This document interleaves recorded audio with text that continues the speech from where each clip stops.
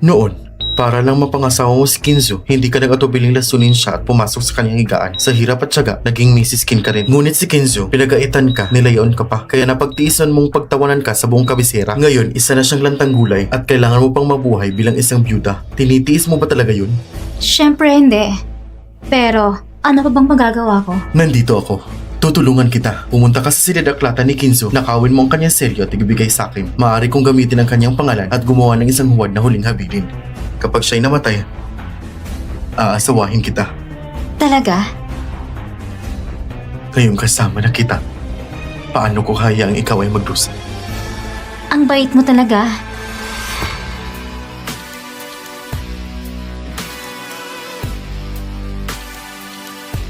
Meng Xiaoyan, dapat ka talagang mamatay.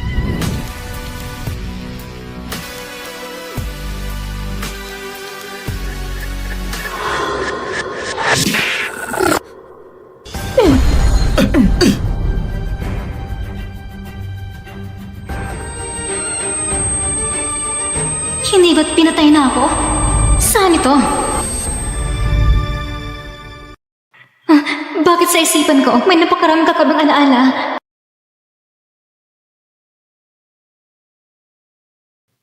Ako ba ay nabubuhay sa ibang katawan? Anong nangyayari? Dati, kaunting pag-akit ko lang ay sumusunod ka na. Ngayon, bakit mo ko't biglang tinulak? Xiaoyan, anong nangyayari sa'yo? May nararamdaman ka bang hindi maganda? Walang galang. Pinsan, masakit asa ako sa kama. At nilalanday mo ako? Ano mo talagang balak mong gawin? Tinatawag mo kong pinsan? Nakalimutan mo ba? Ikaw mismong tumawag sa akin na pumunta ngayon. Hindi ba't sabi mo, mas nakaka-eksento kung maglambingan tayo sa harap ni Kinzo? Napakatanga naman ng dating may-ari ng katawang ito. Ang pinsan ng asawa niya, halatang ginagamit lang siya at nagawa pa yung makipagtalik dito.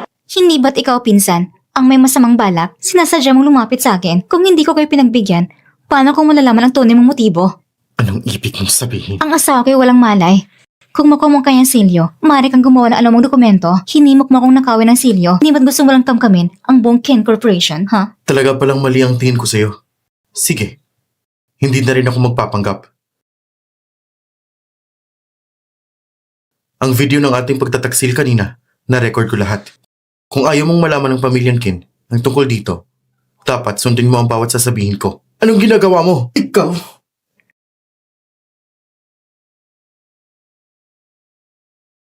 Ngayon, wala ka ng pantakot sa akin. Pero, ako naman ay may patunay na gusto mong nagkawa ng silyo ni Kenzo. Kung malaman ito ng mga shareholder ng Ken Corporation, sa tingin mo, makakabalik ka ba roon? Hipag. Kanina lang, nagbibiro lang naman ako sa'yo. Kalimutan mo na lang. Humihingi ako ng tawad. Huwag mo nang sanang dibdibin. Aalis na ako.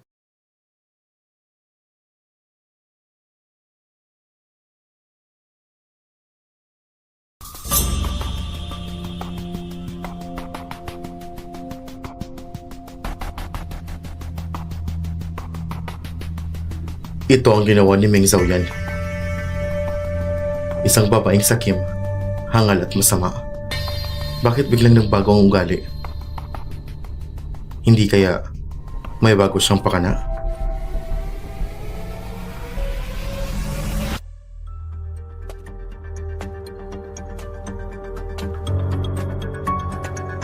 Hipag, huwag mo na akong ihatid. Alam ko ang daan. Hanggang dito na lang.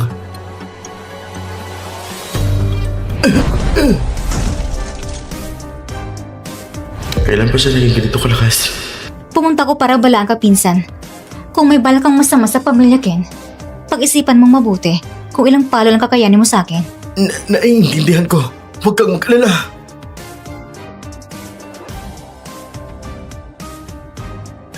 Ang pagtataksil niya kay Kim Yuan, ginawa lang ba niya yun para subukan ang totoong pakay ni Kim Yuan? Pansin niya ako. Ang ayos ng kwartong ito, talagang kakaiba.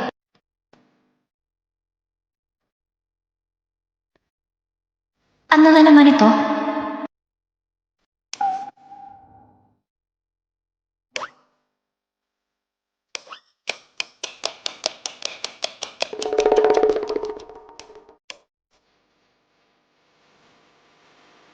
Kahit galing lamang sa katawang ito, alam kong pagkakaiba ng mundong ito mula sa mundo ko. Pero ang mga ito, napakahiwaga.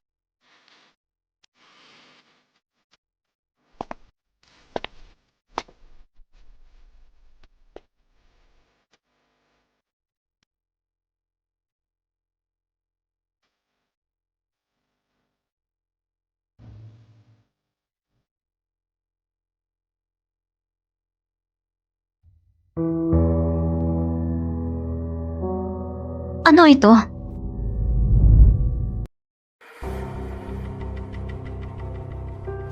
Anong ginagawa niya? Ito si Kenzo at kanyang mga kapatid. Ayon sa pamatay ng mundong ito, si Kenzo ay maituturing na batang henyo. Magang namatay ang mga magulang niya sa edad ng 20. Sa maikling 3 hanggang 4 na taon, naitaas niya ang Ken Group hanggang sa buong mundo. Nagkakakalungkot, napakarami ng mga kamag-anak ng Ken, magkakabulang kanika ng interes. Kaya't madalas silang nag-aalitan at ang mga kapatid niya ay walang matinong aasahan.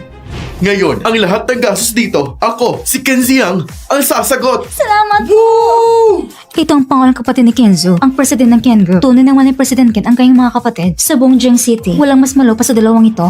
Ang nag-iisang kapatid na babae ni Kenzo, si Ken Huan, napakasimple at madaling malinlang. At si Ken Huan, gumastos ng 30 milyon para sa kanya. Napakayaman talaga ng pamilya Ken. Kung mapangasawa ko si Kenzo, paano? Hindi ba't magiging akin ang lahat ng iyon? Saan tayo pupunta? Woo! Iinom tayo hanggang umaga! Sa isang malaking pamilya, kahit napakarami magkakapatid, wala ni isa na kayang tumulong sa'yo. Nang bumagsak si Kenzo, mag-isa lang siya.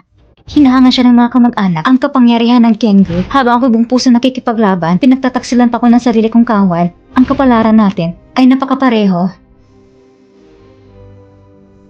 Ngayon nandito na ako. Huwag kang mag-alala. Tsak na po, protektahan ko ang pamilyang Ken para sa'yo at ang Ken Group.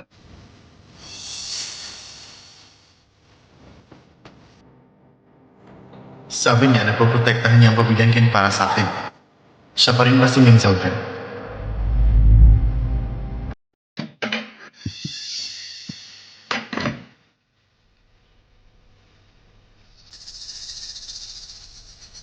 Assistant Xiao.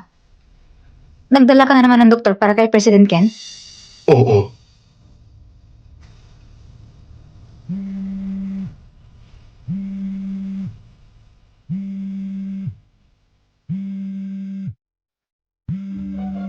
Ito, siguradong telepono sa mundong ito. Hello? Madam, nagkagulo ang pangalawang Game Master dito sa bar. Wala ni isa sa amin makapigil sa kanya. President Qin, si Meng Xiaoyan at Qin Yuan ay nagkonsabahan. Hindi ba sabi ninyo na mahuhuli natin siya ngayon ng aktwal at tuluyan na siyang mapapaalis? Pero kanina lang, nakita ko siyang nasa Qin family pa rin. Maamo at kalmado pang binati ako. Parang ibang tao na siya. Hindi na magnanakaw si Qin Yuan ng selyo at si Meng Xiaoyan. Nagbago ang plano. Hindi pa siya pumapasok sa laro, panatilihin muna natin siya. Kumusta ang kumpanya? Lahat ay normal. Mula nung araw na yun sa King Group, may naglagay ng lason sa inyo. Sinubukan kayong patayin. Ang taong naglason, hindi nagumalaw mula noon. Hindi ako namatay. Nahimatay lang ako. Kaya natural na hindi siya kikilos agad. Pero, kahit si Qin Yuan na maliit na karakter, nagsisimula ng kumalaw. Ang tunay na salarin, paano pa makakapagpigil? Buti na lang, matapos ninyong malaso ng gamot ni Meng Xiaoyan, pinalakas natin ang seguridad. Kung hindi, ang laso ng araw na yun, baka tuluyan ka nang namatay. Ngayon, oras na para dagdagan ng apoy. Para mapilit ang tunay na salirin, humingi ka sa ospital ng critical condition notice upang ipagbigay alam sa buong pamilyang Ken na mamamatay na ako. Masusunod. President Ken, ang kapatid mo ay may nakaalit ng tao sa bar. Mukhang sinasadya siyang galitin ng kalaban. President Ken, pupunta na ako para ibalik ang kapatid mo.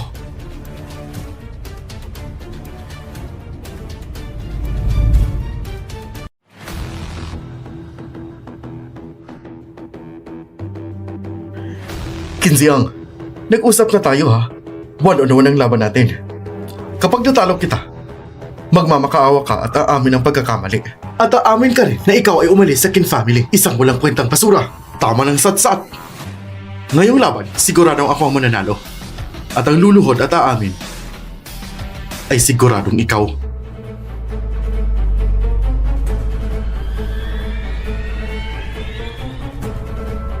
Halika! Yu! Yu!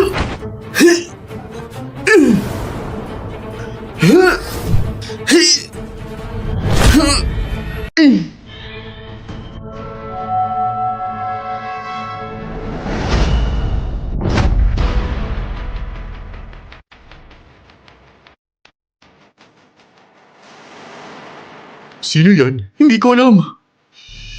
Ba't ka nandito? Sino nagsabi sa'yo makialam? Nagwala ka dito sa bar, hindi alam ng manager kung sino dapat tawagan. Kaya akong tinawagan. Ngayon, uuwi ka kasama ako. Kinziang, sino bang babaeng to? May lakas pang loob makialam sa'yo. Hindi naman siguro na dahil sa sinabi lang ng babaeng yan, aalis ka agad. Sa laban natin, talo ka na.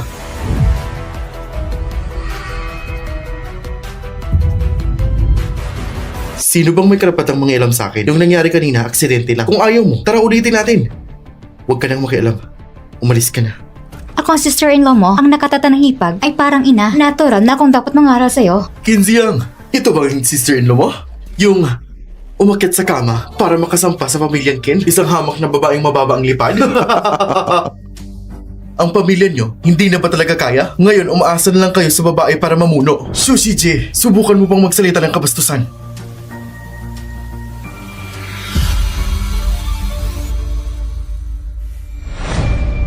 Yang Master Su tama. Hindi ko alam kung bakit ka nakipag-away kasamang brother-in-law ko. Mrs. Ken, nakipag-agawan si Kinzian sa akin. Para sa huling VIP room ng bar. Tapos gusto niya pang makipagsuntukan. At nakipagpustahan pa. Sabi niya, ang mananalo makakakuha ng VIP room. At ang talunan, kailangan lumuhod at umamin ng pagkakamali. At aaminin isa siyang basurang walang silbi. Sige, dagdagan natin ang pustahan. Kung matalo ka, luluhod ka sa pamilyang Ken at sa akin. At humingi ka ng tawad. Ayos lang. Kahit ilang dagdag pa sa pustahan, walang problema. Total, si Kinziang isang inutil lang naman. Isang basura, hindi niya ako kayang talunin. Sinong nagsabing hindi kita kayang talunin? Ngayong araw, siguradong pagugulungin kita sa sahig. Dahil akong pumirma sa pustahan, natural akong lalaban sa'yo. Ikaw? Ikaw? Mrs. Ken, alam mo, ito ang pinaka nakakatawang biro na narinig ko. Hindi mo talaga iniisip na ikaw, nakaisang suntok ka lang sa akin. Sa tingin mo, napakatapang mo na. Ha? Bakit mo kinukumpara ang sarili mo sa kanya? Itigil mo ang kahihiyan sa pamilyang Ken? Kung ang laban mo sa kanya ay suntukan, natural na suntukan din ang laban ko sa kanya. At saka, paano mo nasabing ipapapahiya akong pamilyang Ken? Kailangan pa bang itanong yan? Tama na! Umalis ka na! Ito ay sa pagitan naming dalawa. Ako ang bahalang humarap dito. Mrs. Ken, mas mabuti pa makinig ka sa brother-in-law mo. Kung hindi, kapag nasugatan kita, baka sabihin na binugbog ko ang babae. Ako, hindi ko kayang tiisin ng ganun chismis. Huwag kang mag-alala. Normal na masugatan sa ganitong paligsahan. Kung may lumabas pang chismis pagkatapos, ang mga lumaban ay dapat lumabas at magpaliwanag. Yang Master Su, halika na. Halika na saan? Mukhang nababaliw ka na talaga. Si Mr. Su ay 3 taong sunod-sunod na Sanda champion ng lungsod. Kahit ako, hirap na harapin siya. Ikaw na babae, paano mo siya lalabanan? Hindi mo na kailangang mag-alala.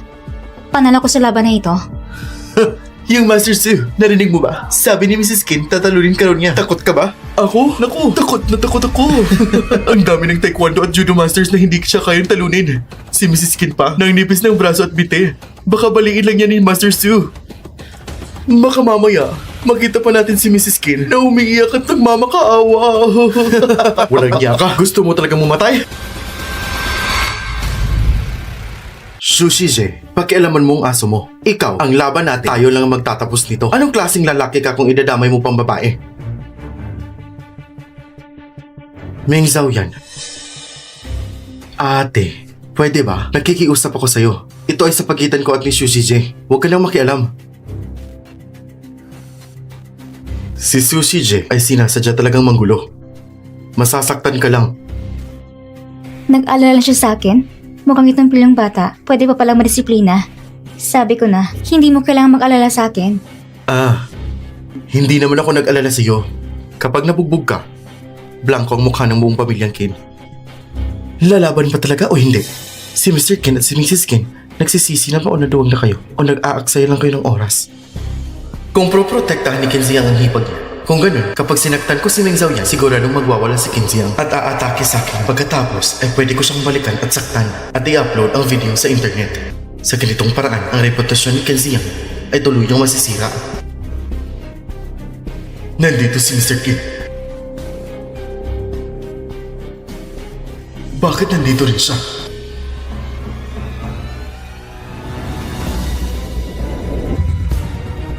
Ayaw lumaban ni Qin Ershao.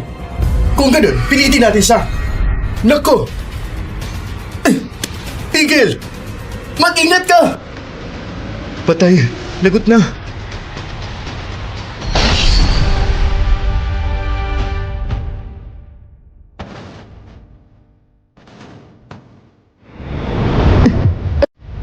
Anong nangyari?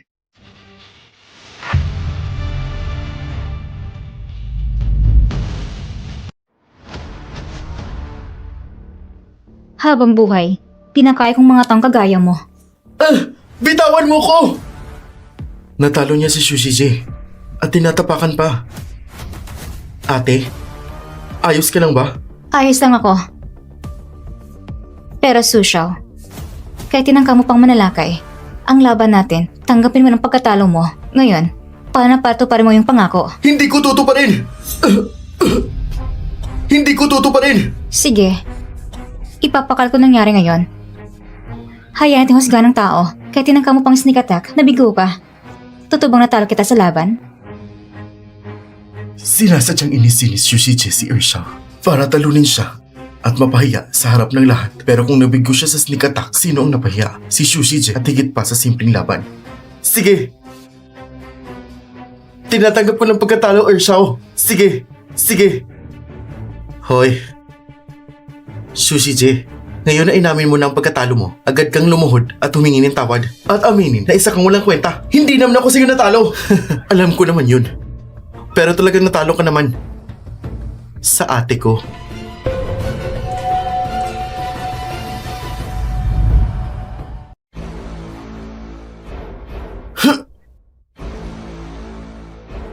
Mrs. Kin, nagkamali ako. Humihingi ako ng tawad sa'yo at sa pamilyang Kin. Aminado ako na isa akong walang kwenta. Sige. Ngayon si Sushao, aminado na siya na wala siyang kwenta. Hindi ko na kailangan pang makipagtalo sa kanya. Tumayo ka na. Meng Xiaoyan, Kinziang, hintayin niyo muna ako. Ang mga nangyari sa akin ngayon, ibabalik ko sa pamilyang Kin.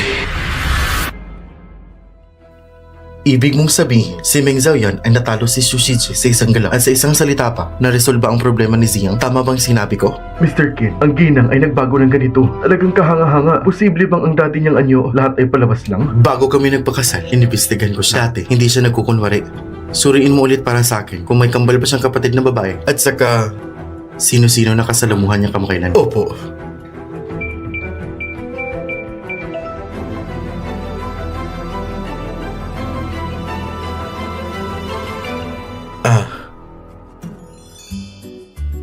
Ate, salamat sa pagdepensa sa akin ngayon.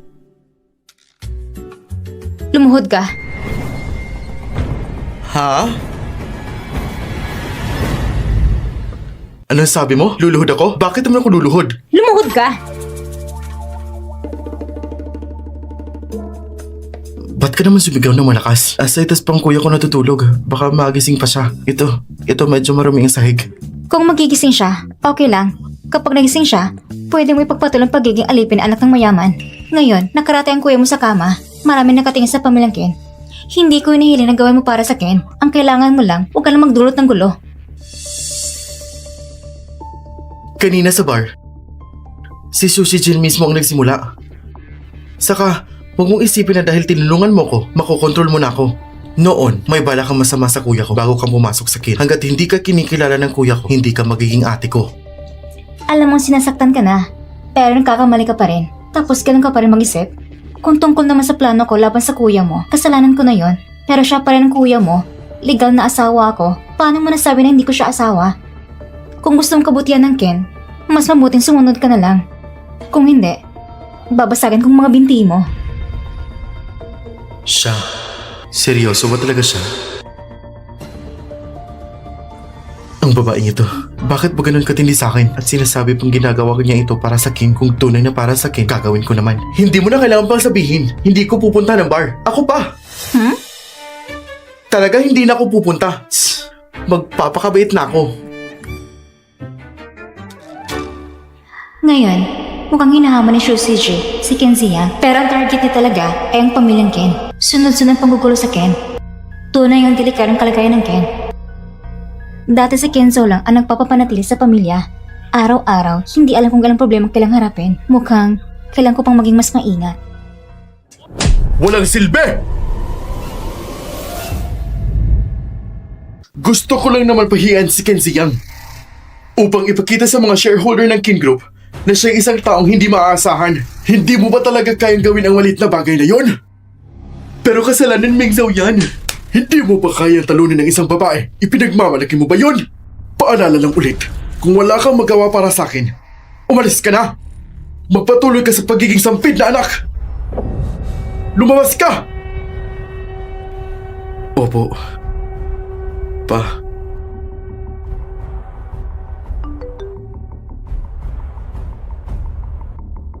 Mula nang pinaglagyan ng lason hanggang ngayon, sa wakas, malapit ka nang mamatay. Hello. Magpadala ng tao para alamin kung totoo ang kalagayan ni Kinzo. At nakawin ang kanyang selyo para sa akin.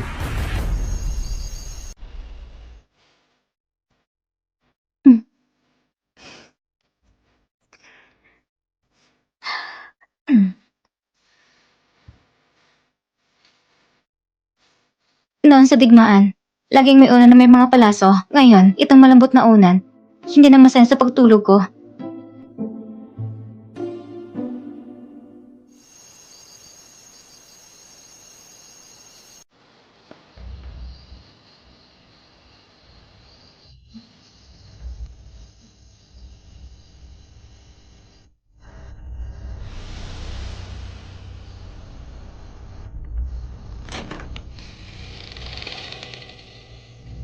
May pumasok.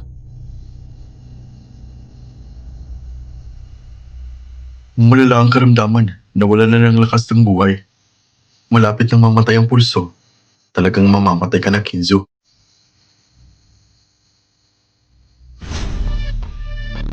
Kakalabas ko lang ng balita na mulo ba ang kalagayan ko. At ang taong nasa likod nito ay nagpadala agad ng tao.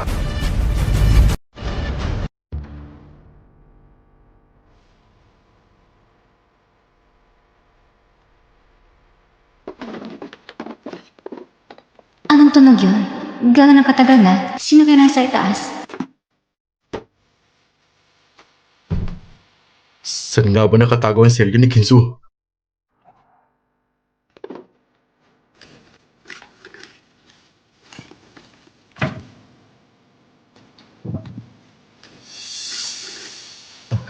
Ito na.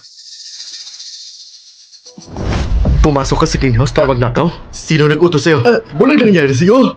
Ang puso mo, maliwanag na. Ang puso mo ay peke. Hindi ka naman ganap na bobo.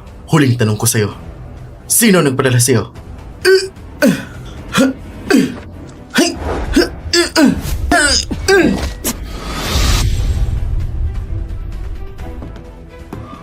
Meng Zhao yan. Hindi niya pwedeng malaman na gising pa ako.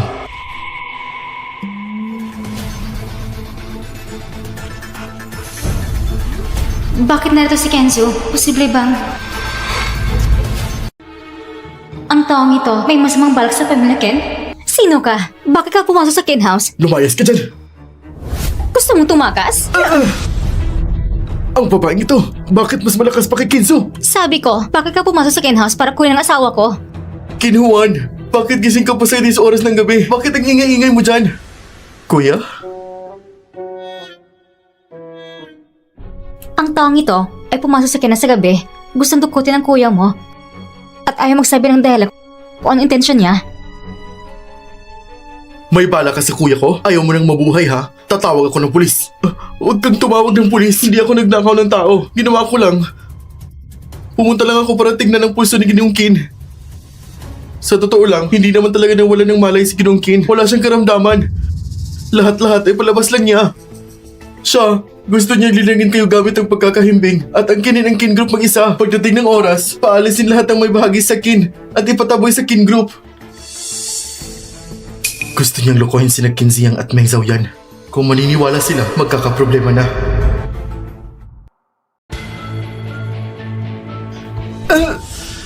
Gusto mo akong lokohin? Gusto mong pagdudahan ko ang kuya ko? Akala mo ba tanga ko? Maraming doktor sa ibang bansa ang nagsabi na may karamdaman ng kuya ko. Ikaw pa, nagbibiro at nagsasabi ng walang kwenta. Kahit palabas lang ang pagkakahimbing ng kuya ko, masaya ako na wala siyang karamdaman. Lahat ng sinasabi ko ay totoo. Tumahimik ka na. Ate, ibigay mo siya sa akin. Dadalhin ko na siya sa estasyon ng pulis.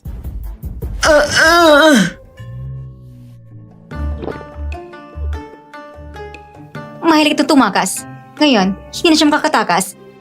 Sige, Tara na. medyo nakalimutan ko kanina. Nasa kwarto si Kenzo dati. Kung talagang gustong dukutin siya ng magnanakaw, hindi nagkalampang duman sa study room. Baka si Kenzo mismo ang pumunta sa study room. Talagang nagpapangap siya may sakit. Bakit wala pang nangyayari? Narinig ko nga, kapag itinas ang braso ng taong mahimbing, mananatili nakataas ng hindi gumagalaw. Ngayon, may pagkakataong makita ang kakaibang tanawin. Si Meng Xiaoyan ay nagdududa kung nagpapanggap ako. Pero tama lang, mahimbing ka na asawa ko. Hindi mo na siguro iniintindi, hindi ba?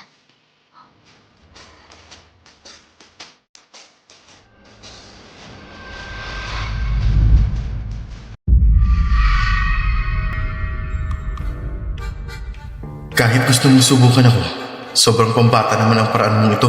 Kanina ay simpleng panlililang lang. Asawa ko, talagang napakahimbing ng tulog mo. Ayos lang, kamakailan lang, natutunan ko isang teknik kahit di gaano kakalakas. Makakaroon ka ng matinding kirot. Ayos na wala kang maramdaman, pero susubukan ko pa din. Anong gagawin niya?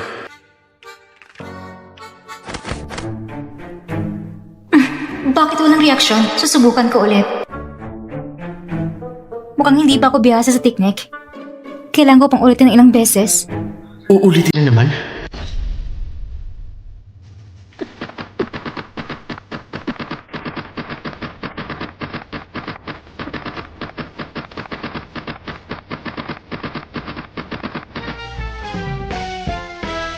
Baka talagang tulog siya.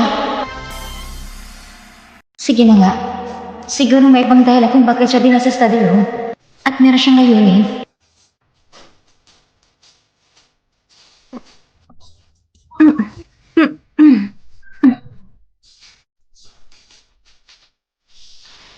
Meng Xiaoyan, ikaw ang kauna-unahang babaeng nagpasakit sa puso ko.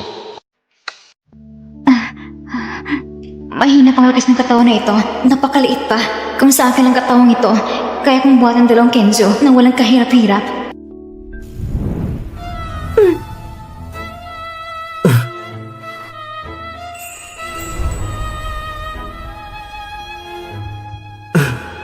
Anong ginawa niya? Ba't niya ako hinalikan at niyakap?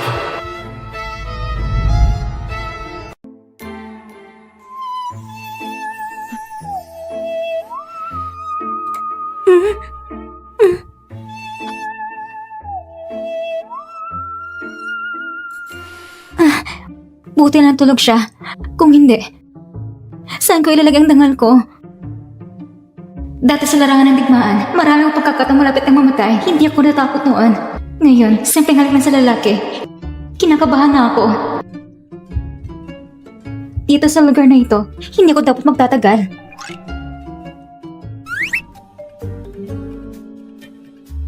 Mas nag-alala ko, wala akong mapalagyan ng dangal. Pero, bakit biglang hindi masakit ang puso ko? Hello?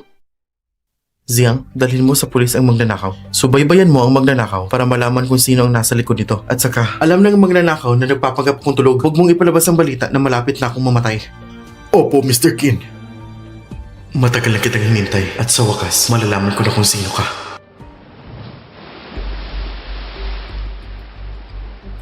Mr. Qin, Kagabi, ang magnanakaw na pumasok sa Kin House ay isa sa mga pangunahing shareholder ng kumpanya. Si Kin Sheng ang nagpadala at ang naglagay ng lason sa inyo. Lahat ay siya. Alam ko na may ambisyon siya, ngunit hindi ko inakala na ganun siya kabagsik. Hindi muna tayo magpapahuli. Huwag mong madali. Dahil naglakas loob siyang lagyan ako ng lason, ibig sabihin ay handa na rin siya kapag ako'y namatay. Maaari niyang akuin ang game group.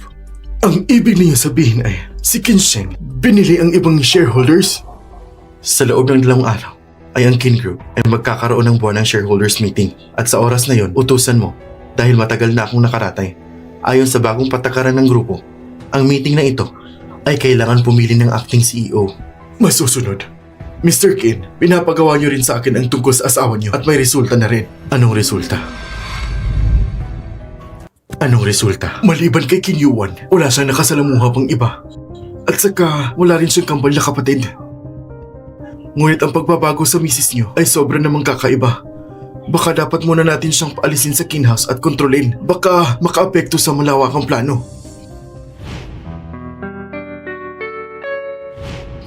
Hindi na kailangan. Ang pagbabago niya ay hindi makakaapekto sa plano. Si Meng Xiaoyan ay minomonitor ko ay mag-asikaso sa sarili mong bagay. Naiintindihan ko. Boss, yung inutusan kagabi sa King House, di nakakuha ng seal ni Kinzo. Nahuli pa ni Kinziang at dinala sa estasyon ng pulis. Tanga! Anong klase ng tao ang ginamit mo? Hindi kayang labanan ni Kinziang! Pero, nagpadala ako ng abogado sa estasyon. Talagang malapit yung mamatay si Kinzo. Sa shareholders meeting sa loob ng 2 araw ay huhusgahan ng acting CEO. Magaling. Ilang taon na, unti-unti kong naipang-impluensya ang Kin Group. Sa wakas, ay magagamit ko na sila kahit wala pang seal ng Kin Group. Basta ako ang maging acting CEO ng Kin Group. Ang Kin Group ay sa akin na. Congrats, boss! Malapit mo nang makuha ang Kin Group. Pero, para masigurado ang tagumpay, pinakamainam na pigilan ang mga shareholder na sumusuporta kay Kinzo na makaboto. Kaya simulan na natin sa kapatid na babae ni Kinzo.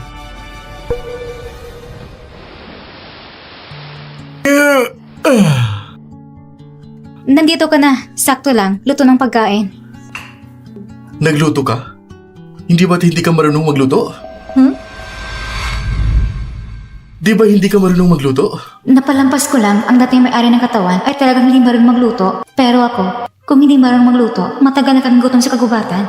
Ito niluto ko base sa recipe kanina. Tikman mo. Ang hita ng manok na ito ay espesyal kong niluto para sa'yo. Biglang gantimpala sa pagtulong mo kagabi na mula magnanakaw sa bahay. Ito rin ang unang gantimpala na natanggap ko simula nang umalis ang mga magulang ko. Laging tao mo na. Ano bang gantimpala ang pinagsasabi mo? Hinuli ko lang ang magnanakaw at dinala sa pulis. Ano ba yan? Kain na ako. Ang hita ng manok mo. Kaya lang ang lasa ay pangkaraniwan.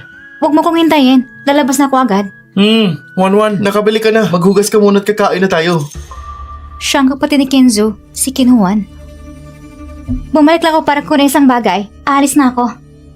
Kababalik mo lang. Bakit ka na maaalis? Ano bang pakialam mo? Noong una, nakalapit si Meng Xiaoyan kay Kenzo dahil lumapit muna siya kay Kinhuan. Ginamit siya para takpan ang plano kay Kenzo. Kaya nung pumasok si Meng Xiaoyan sa Kin family, si Kinhuan ang pinakayo sa kanya. Wanwan, nakikita ko, masaya-masaya ka nung tumawag ka kanina pagpasok mo. Ano ba nangyari? Sabihin mo sa akin. Kuya, sasabihin ko sa'yo. Si Azzy ay nag-propose na sa akin. Babalik ako ngayon para kuya ang passport ko. Tapos, pupunta kami sa Amerika para magpariso ng kasal. Ano? Wala ka bang sakit? 18 ka pa lang. Anong kasal yan? Kaya nga, 18 na ako. Kaya pumunta ko sa Amerika para magparesto ng kasal. Dahil sa Amerika, ang edad ng 18 ay liga na magparesto ng kasal. Hoy, at saka yung isa pa, ang isang kapatid na babae ni Kenzo, napakasimple niya at madaling lukuhin. Ginamit siya bilang resulta. Isang taon na kay Kinhuan, ginastos niya 30 milyon. Ang lalaking pakakasalan mo, ay ang lalaking ginastusan mo ng 30 milyon. Mahal ko siya at anak kong gustusan siya. Kinhuan, ang mata mo, may problema ba? Paano mo nagustuhan ang lalaking umaasalan sa babae para sa pera? Hindi ako pumapayag sa kasal na to kahit ano pang sabihin mo.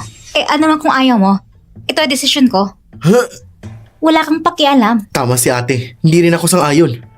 Kuya, ikaw, tinawag pa siyang ate. Nakalimutan mo ba kung paano niya ko ginamit para lang si kuya? Para sa kibubuti mo, hindi kita papayagan. Para sa kakabuti ko rin. Ikaw isang traidor! Talagang sa mundong ito, iisa lang mabuti sa akin, si Azzy. Napagpasyahan ko talagang papakasalan ko siya. Ang taong nagbigay ng pera sa'yo sa Kin family. Hindi mo ba iniisip na mabuti siya sa'yo? Ang nalaking ginastos sa'yo ng 30 milyon sa isang taon, iniisip mo ba na mabuti siya sa'yo? Pera. Pera lang iniisip mo. Si Azzy, hindi ganon. Hindi siya kasing karaniwan mo. Hindi siya pangkaraniwan. Isang taon yung ginastos ang 30 milyon mo. Ikaw? Anyway, mahal niya talaga ako. Kaya niya akong mabigyan ng totoong kaligayahan. Ang dami mong sinasabi. Siguro ingit ka lang kasi walang taong nagmamahal sa'yo. Wanwan, kumain ka muna. Ayoko!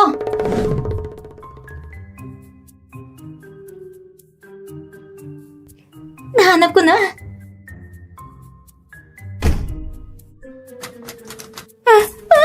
Sino yan? Buksan mo agad ang pinto. Tumigil ka na. Sarado ng pinto mo. Nalock ko na. Ikaw? Anong karapatan mo ikulong ako? Dahil ako ang sister-in-law mo. Buksan mo agad ang pinto. Sasabihin ko sa'yo, kung hindi mo pa rin bubuksan, tatawag ko ng pulis. Illegal yan. Wala silang magagaw kaya tawagin mo pa sila. Ako magdidisiplina ng nakababatang miyembro ng pamilya. Hindi sila pwedeng makialam. Ikaw? Para hindi sayang sa oras. Ziyang, kunin mo yung signal jammer at dalhin mo dito. Ilagay mo dito. Minsaw yan! Huwag mong gawin ito! Naghihintay pa si Azzy sa akin! Buksan mo ng pinto! Buksan mo! Ate, kung hindi mo ako papapasukin, kausapin mo siya. Kung gagawin mo itong ikulong si Wanwan, baka gumawa siya ng masamang bagay. Pakinggan mo ang tinig niya sa loob.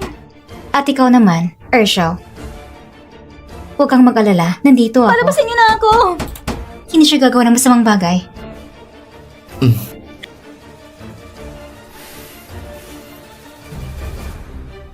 Buksan mo ang pinto! Kung gusto mong katukin mo na. Kahit masirang kamay mo, walang darating para iligtas ka. Mingzao yan! Ikaw! Bumalik at buksan mo ang pinto! Mingzao yan! Hindi mo na kailangan pumunta sa airport. Nakalak na si Kinhuan sa bahay. Naayos niya uli para sa akin ang isang problema. Sorry, ang tinatawagan mo hindi makontak. Sabi mo kukuha ka lang ng passport at lalabas. Ngayon ang tagal na. Hindi mo rin sinasagot ang telepono.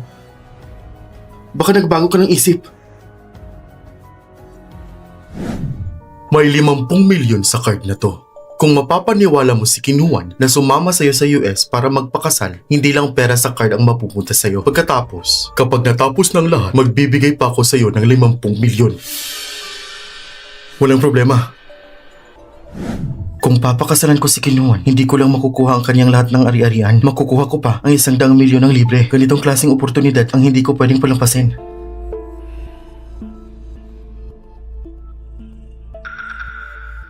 Pinagsabihan ko na, pero ayaw niya pa rin kumain. Gusto niyang magpakasal na lang. Kung ayaw niyang kumain, hayaan mo siyang magutom. Sino ba yan? Ba't ang aga?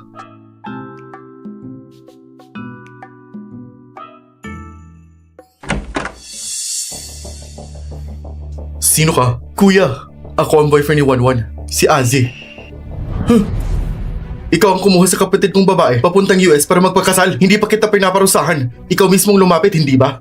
Kalma ka lang, hindi ko siya niloko. Seryoso ako sa kanya. Seryoso? Seryoso ka ha? Huh?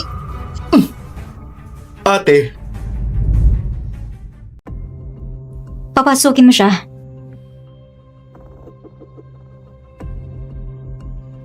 yung dating nang papasaya kay Kinhuan, ngayon na nakarating na sa mataas. Naging big sister-in-law ng Kin family. Pagpakasal ko kay Kinhuan, mas magiging makapangyarihan ako kaysa sa kanya. Ate,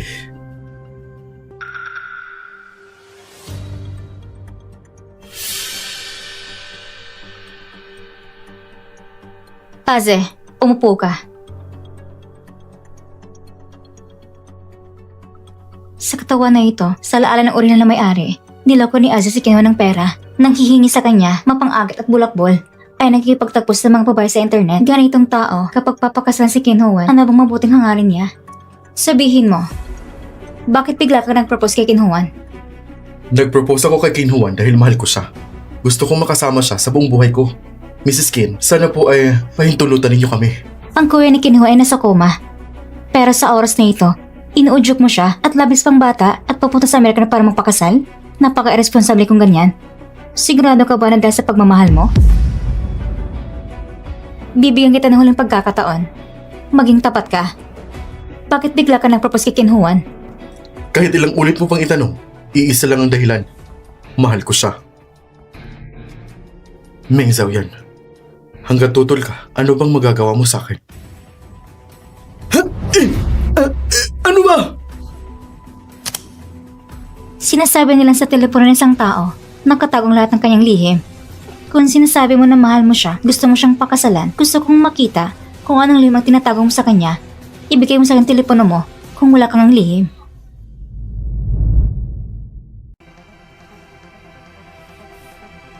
Akin yan! Aze, sigurado kong pamilya mo ay isang malaking pamilya.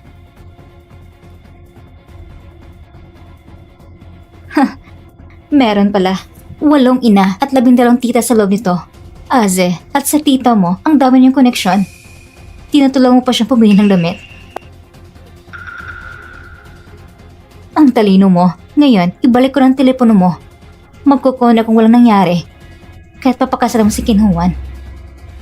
Ano ba problema mo? Ang alam ko, ginawa mong lahat ng paraan para makapasok sa pamilyang Kin. Pero pinaramdam sa'yo na hindi ka nila gusto. Ha? Talagang hindi ka natuwa, hindi ba? At hindi ka tinanato nila ng tama. Sigurado akong hindi ka talaga natuwa. Huwag kang mag-alala. Kapag napangasawa ko si Ken Juan, tiyak na tutulungan kita.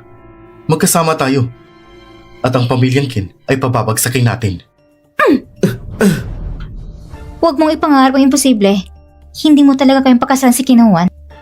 Hindi ko kayang pakasalan. Alam mo ba, si Ken Juan ay sabik ng magpakasal sa akin. Isang sabi ko lang sa kanya, agad siyang magpapakasal sa akin. Ken Juan? Ken Juan? Aze, ayoko na sa'yo! Ken Juan, magpapaliwanag ako! Ano may papaliwanag mo? Niloko mo ako. Sabi mo, dapat magtiwala tayo sa isa't isa. Pero sa huli, niloko mo ko. Tuwing nakikita ko, ang mama mo at mga tita mo. Pero ang totoo pala, para mo lang pala yun, para nilangin ako. Yan mo talagang gusto mo? Na maging sunod-sunuran sa iba? Aze, ganito ko ba talaga mangloko? Ken Juan, pakinggan mo muna ako. Sinisiraan lang ako ni Meng Zhao yan. Wala akong kasalanan. Huwag mo akong lakauhin. Ano ba yun kanina? Sabi mo, hindi ako karapat-dapat pakasalan. Lumayas ka. Hindi na kita gusto makita.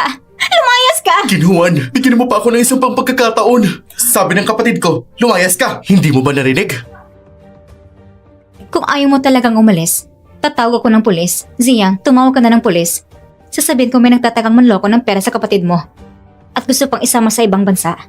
Sige, aalis na ako. Aalis na ako. Lumayas ka! Tinitignan mo pa rin. Ang kapal talaga ng mukha mo. Tingnan mo kung anong ginawa ko sa'yo. Huwag mong iisipin na mapapasalamat ako sa'yo. Hindi ka rin naman mabuti. Masama kang babae. Pagising ng kuya ko, tinitiyak ko magdidiborsyo kayo. Ken Juan, ikaw. Pasaway lang ang batang ngayon. Huwag mo siyang isipin, ate. Pupuntahan ko siya para pakalmahin. Hindi ba na nagpasalamat sa ginawa ko? Bahala na. Sino bang may-ari sa katawan na to? Ginamit si Kinuha sa simula. Kaya normal kung ayaw niya sa akin, nakakainis siya. Puro kayo walang silbi! Pinayagan ng si Duce na lokohin ang isang dalagitang inosente para magpakasal. Ganito lang kasimple, pero nabigo pa rin kayo! Boss, bukas na ang pulong ng mga shareholders. Katatapos lang ni Assistant Xiao magpadala ng abiso. Sinasabi na bukas ng 2:00 ng hapon. Mukhang bukas, kailangan kong anyayahan ng isang tao. Assistant Xiao, bukas ibuwan ang pulo ng mga shareholders sa kumpanya. Tama ba? Ako magpapalit kay Kenzo sa pagdala sa pulo ng shareholders. Dahil siya ay sasali sa pulong. Madam, baka hindi ito angkop, hindi ba? Hindi ko ito sinasabi sa'yo. Pinapaalam ko lang, si Kenzo yung nagkasakit. Bilang asawa niya, may obligasyon akong kumatawan sa kanya sa pulo ng mga shareholders. Gusto man o hindi, kailangang pumayag ka. Pero bukas ay napakahalagang oras para sa King Group, lalo na sa pagpapatalasik ng mga kalaban kung masira ito ni Zhao Yan.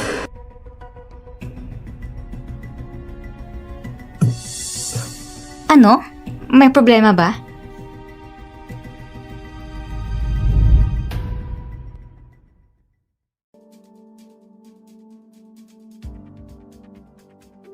Wala pong problema.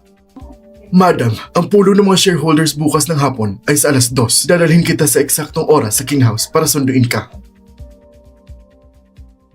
Sa mga nagdaang araw, medyo naintindihan ko na ang sitwasyon ng Ken Group. Simula nagkasakit ka, nagsimulang kumilos ang mga shareholders para palitan ang posisyon mo. Sa pulo ng shareholders na ito, pipili rin sila ng acting CEO. Pero huwag kang mag-alala. Nandito na ako. Hindi ko hayang mapunta sa ibang posisyon ng CEO. Sigurado yon. Meng Xiaoyan, salamat sa inyo. Ngumiti siya kanina. Kenzo, gumising ka na.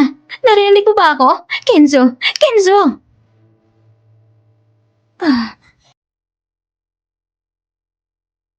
Baka maling nakita ko.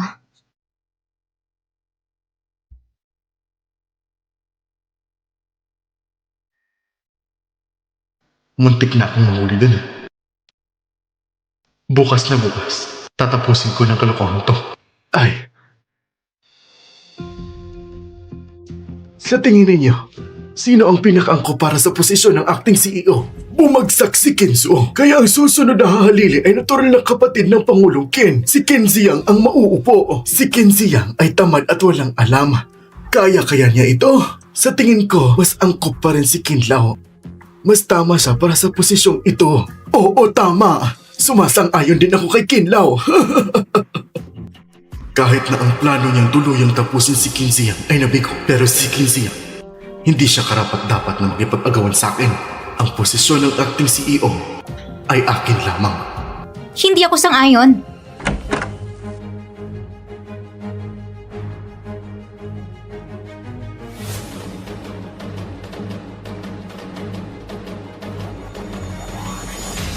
Bakit siya nandito? Pasensya na sa lahat. Pinaghintay ko kayo. Pasensya na sa lahat. Pinaghintay ko kayo. Meng Xiaoyan, ngayon ay pulong ng mga shareholders ng King Group. Anong ginagawa mo rito? Tito, si Kenzo ay nagkasakit. Bilang asawa niya, natural na akong kumakatawan sa kanya para dumalo sa pulong. Ganun ba?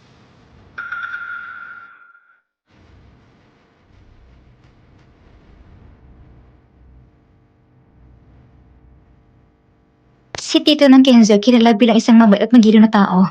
Baka natatakot siya sa isang bagay. Dumalo lang ako para kay Kenzo. Hindi para maging CEO ng Skin Group. Bakit ka ganito namamadali na tanggihan ako?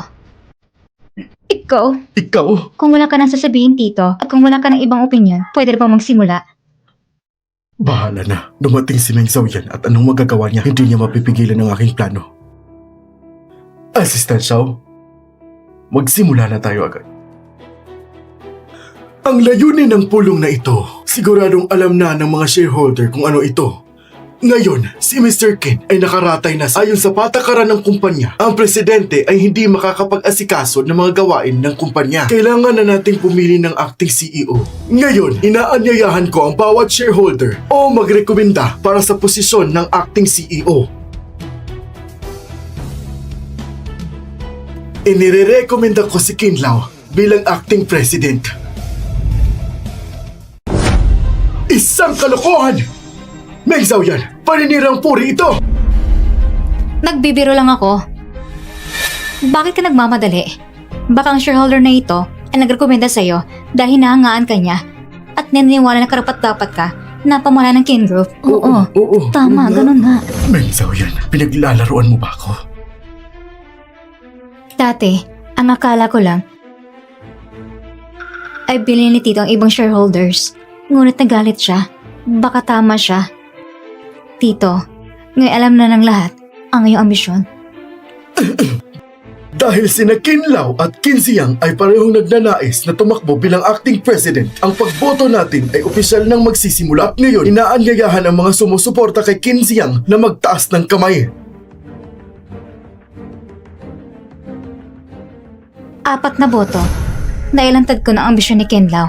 Sa 8 tao, 4 lamang sumusuporta kay Ken Ziyang.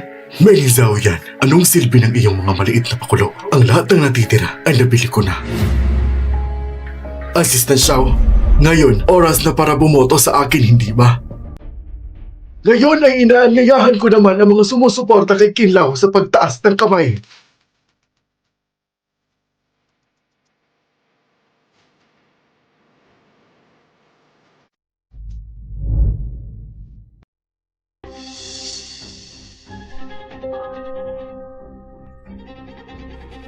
Anong nangyari? Bakit 4 lang nakuha kong boto? Susuko ako. Ibig sabihin, si Kuya si Tito ay makakapareho ng boto. Mukhang mga bumoto ay tapat sa panig ni Kinlao. Tara, pumunta na tayo sa kumpanya. Masusunod. Mukhang wala pa rin mapipili. Hindi pa. Hindi pa tapos ang pagboto. May ibang shareholder pa na darating. At papunta na siya dito. Paano may tao pa? Sino ito? Hindi ko alam. Pasensya na.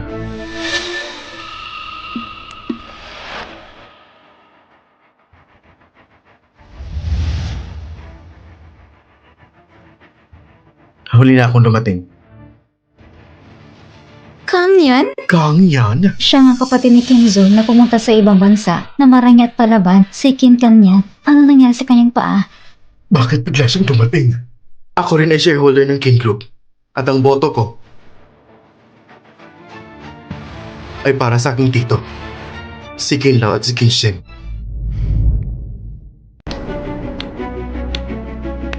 Matapos mabigo ang plano kay Kinho, gumamit ako ng peking recording at nalinlang ko si Kin Kanyan. Si Kin Ziyang ay nagtaksil kay Kinzo at nais agawin ang King Group.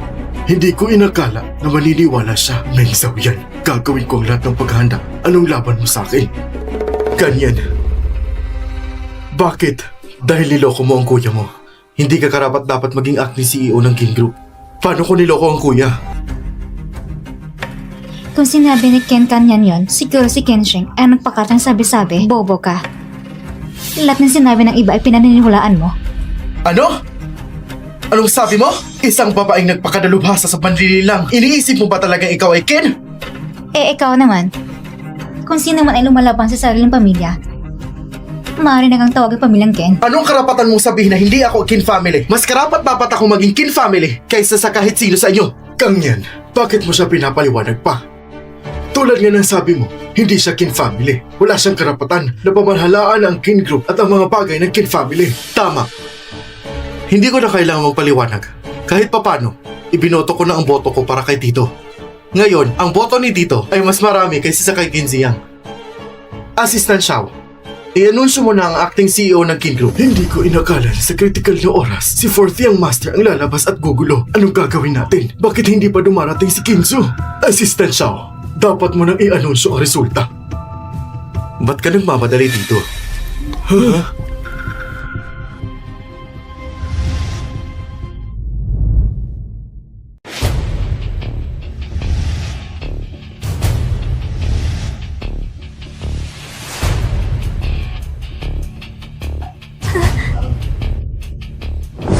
Kuya, gising ka na? Kinzo, magaling ka na? Oo, magaling na ako. Tito, mukhang nadismaya ka. Ay, walang ganun. Kuya, si Kuya Ziyang ay nais agawin ng King Group. Tumahimik ka. Kinzo, lahat ng ginawa ko ay para sa kumpanya. Para maprotektahan ng kumpanya para sa'yo. Talaga ba? Kaya mo pala ako biniktima ng lason, binili ang mga shareholder at nagpadala ng mga tao para sirain ako. Para saan pa? Alam niyo na ang lahat? Magaling na pala si Kinzo. Oo nga. Nung ikaw ay nagkasakit, nalaman kong laso ng pinakain ni Kinlao. Kakasabi lang ni Kinzo kanina na binili na ang mga shareholder. Talagang totoo pala. Makakakita ng ganito kabilis kung ano nangyari sa lahat. Sasabihin kong si Kenzo sa umpisa ay hindi pala totoong nawala ng malay. Sa mga araw na yon, lahat ng ginawa ko, alam na niya lahat. Kung nasa mundo ako, si Kenzo ay maging isang mahusay na estratehiya. Kinzo, ang mga bagay na ito ay hindi ko ginawa. Hindi ito totoo. Kita ko ang buong proseso ng pagboto kanina. At dito, iniisip mo ba kung paano ko nalaman ng lahat ng to? Ang ginawa mo sa King Group sa mga nakarang taon, lahat ay akin na subaybayan at napaimbestigahan ko na lahat. Hindi ka pala totoong nalason. Kung hindi ako nagkunwaring nawalan ng malay, paano ka makakagawa ng totoong galaw tulad nito? Walang itinatago ang ambisyon mo. Dala mo ang mga shareholder na binili mo at sinusubukan na gawin ng King Group. Magaling! Kinzo, ang talino mo nga ay kakaiba. Kahit na naging maingat ako, napaniwala mo pa rin ako. Ngayon, tatangkapin ko na talo ako. Wala ka ng susunod na pagkakataon. Lahat ng ginawa mo ay naitala na. Dalhin si Kinlaw sa pulisya. Kinzo, magpapatawag ka ba ng pulis para hulihin ako? Ako ang nakakatanda sa'yo. Hindi mo ba iniisip ang dangal ng pamilyang Kin? Akala mo ba kapag ginawa mo ito palalagpasin ko? At saka, ano ka bang klaseng Kin? Kinzo! Hindi mo pwede gawin ito sa akin! Ako ang tito mo! Kinzo! Kinzo, lahat tayo ay nalinlang ni Kinlaw. Tama, Kinzo. Lahat kami ay inosente. Bago ang pagboto, ang misis ko ay ipinakita ang tunay na ambisyon ni Kinlaw. Ngunit, pinili niyo pa rin na maniwala sa kanya. At ngayon, sinasabi niyo na inosente kayo para mabilis niyo akong maloko, ha? Bibigyan ko kayo ng 3 araw upang isuko ang inyong mga shares at lisanin ang Kin Group. Kung hindi, alam niyo nang gagawin ko.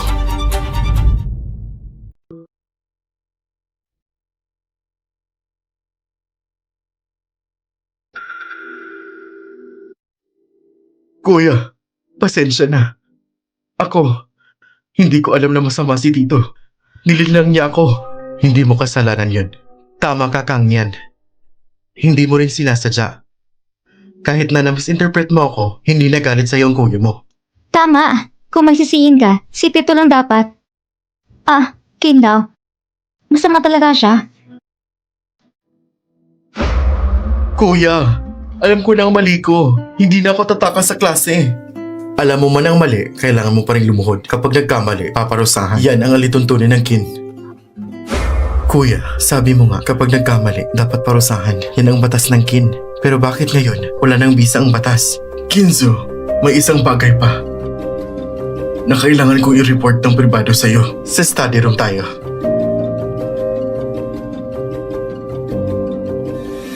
Huwag ka nang tumingin. Kung titingin ka pa, hindi ka pa rin magugustuhan ni Kuya. Wan, tigilan mo na. Mali bang sinasabi ko? Kaya nakatulong siya sa Ken ngayon. Pero, dati yung ginawa sa Ken. At kay Kuya, ay napaya kami ng todo. Galit na galit si Kuya sa kanya. Hindi mo ba nakita? Ngayong bumalik siya, di hindi nakipag-usap si Kuya sa kanya. Baka ngayon, nasa itaas siya, iniisip kung paano makipaghiwalay sa'yo. Huwag kang mag-alala para sa akin. Kahit maghiwalay kami ng Kuya mo, makakuha pa rin ako ng pera. Hindi ako malulugi. Hinitulad mo na naloko sa pera at naloko rin ng puso. Ikaw? Kumalma ka lang. Ako? Isipin mo, ang balak mong tumakas kasama si Aza. Kung makikipag-away ka kay ate, siguradong paparusahan ka ng pamilya. Ano ka ba naman? Kaya pala, ang alituntunin ng Kin, sa akin lang nawala ang bisa.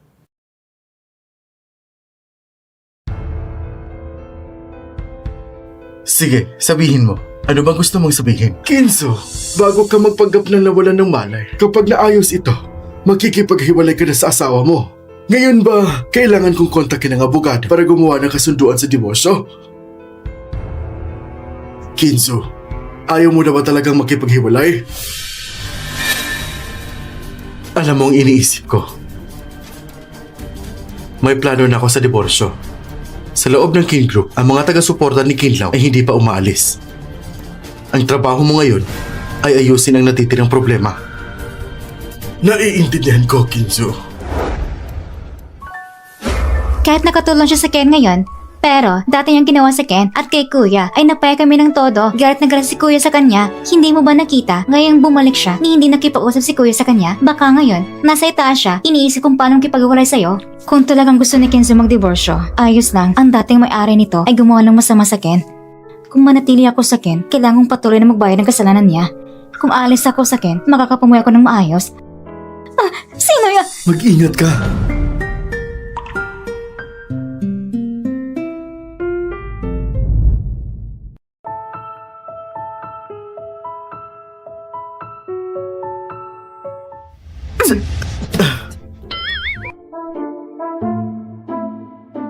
Pasensya. Sobrang lapit mo kanina sa akin. Hindi ko rin inasahan nandyan ka. Ang laki ng reaksyon mo. At ang bilis at galing ng kilos mo. May kailangan ka sa akin? Sa kaguluhan sa Kin ngayon, marami kang nalutas na problema para sa akin. Anong gusto mong gantimpala? Hindi ko kailangan ng gantimpala. Pero kung ipipilit mo, pwede bang bigyan mo ko ng isang tirahan kapag magdiborsyo tayo? Gusto mo makipagdiborsyo sa akin? Ayaw mo makipagdiborsyo? Pero para makasama ako, nagbayad ka ng malaking halaga. Bakit ngayon, bigla mong gustong hiwalayan ako? Habang ikaw'y walang malay, nagawa kong maisip ng malinaw, ang pilit na buong ay matamis. Mas mabuti pang bitaw ang isa't isa kaysa magdusa. Ngunit habang ikaw ay walang malay, At patuloy mo pa rin akong tinatawag na asawa. At hinalikan mo pa ako. Halos nakalimutan ko na yun. sabi mo pa nga, pagod ka na bago makapasok sa Ken, ginawa mong paraan para mapasama sa Ken, hindi mo ito basta-basta kayang bitawan, naintindihan ko na ngayon. Pero mahal pa rin kita sa puso ko. At kung hindi mo gusto ang diborsyo, handa para kung maging di ng Ken. Mukhang ang tigas mo pa rin. Meng Zhao yan. Bakit ka nag-aalinlangan? Oo, talaga. Pero ikaw naman, asawa ko, hindi mo ba dapat ipaliwanag sa akin ang nangyari nung walang malay ka? Sa pagitan ng mag-asawa, ang pinakamalagay tiwala. Bakit mo ko tinago? Kaya Mrs. Kin, paano mo ko paparusahan?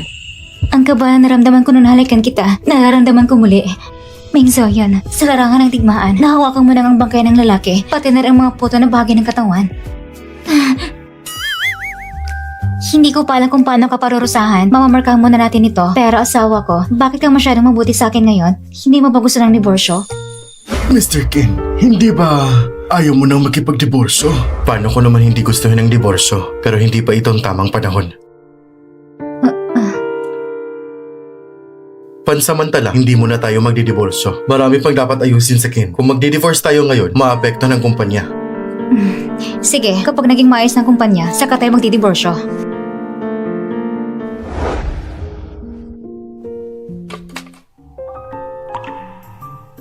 Pasensya na. Kanyan, huwag kang gagalaw. Tutulungan na kita. Hindi naman siya nawala ng chopsticks.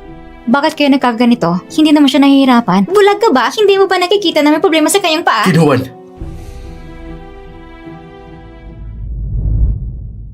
Kang yan, wala ko ibang ibig sabihin. huwag mong pansinin ang sinasabi ng ate mo.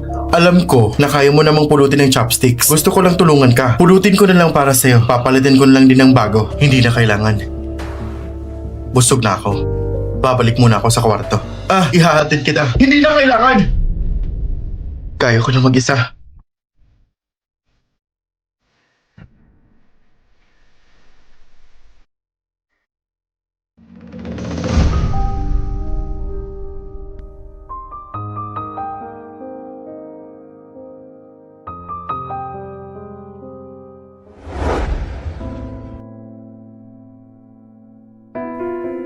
Ate, Sabihin mo nga, paano nasugatan ng panikin kanyan? Paano ito nangyari?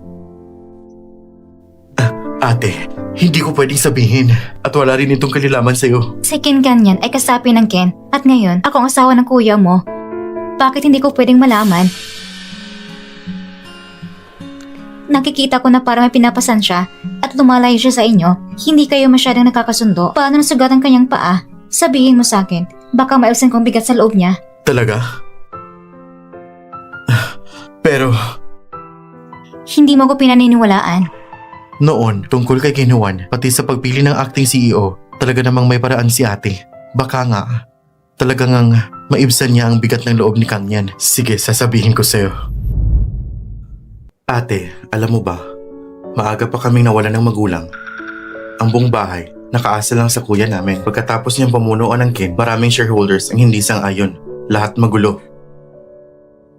Minsan, may nagplano ng aksidente sa kotse. Nais patiin si kuya. Para iligtas si kuya, pinotektahan ni Kangyan ang kotse. Kaya nasugatan ang kanyang mga binti. Hindi nakakapagtaka. Sa shareholders meeting, muntik nang sira ni Kangyan ang plano ni Kenzo. Ngunit walang pakialam si Kenzo. Sa kabuuan ate, basta matulungan mo si Kangyan, ano man ang sabihin mo, susundin kita. Talagang magiging tunay kang ate ko. Huwag kang mag-alala.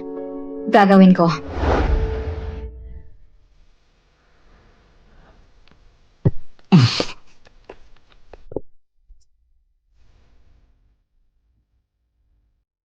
Kang yan. Paumanhin, kasalanan ko.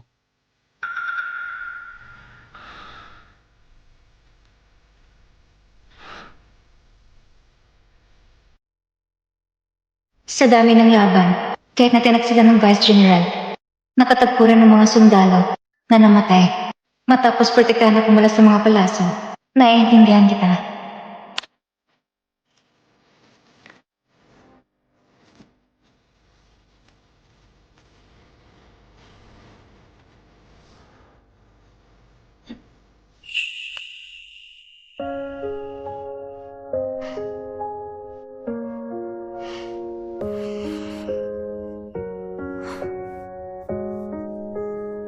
Kenzo, naiintindihan kita.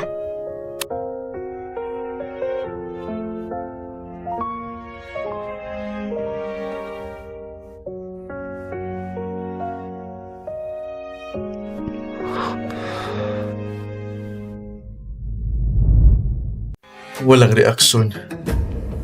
Walang reaksyon. Walang reaksyon. Walang reaksyon. Bakit? Bakit walang reaksyon? Dahil sa mga binti kong ito, nawala ng silbi. Naging tao kong palaging kinakailangan ng tulong sa lahat ng bagay. Kapag nagkamali ako, hindi na ako pinaparusahan ni Kuya. Sakin, para akong dayuhan. Hindi na ako tinuturing ng bahagi ng kin. Kaya bakit? Bakit ko pa pinaprotektahan ng kin?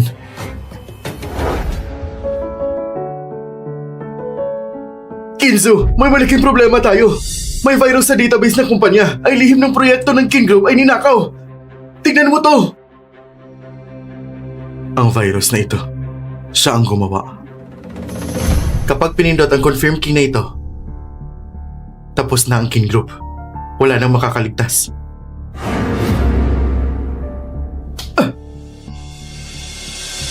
Ano bang ginagawa mo? Dapat, ako nagtatanong sa'yo. Akin na yan! Sa Holland Shareholders Meeting, nawala ng base ang plano mong sirain ng Ken Group. Kaya, naisip mo ng panibagong paraan.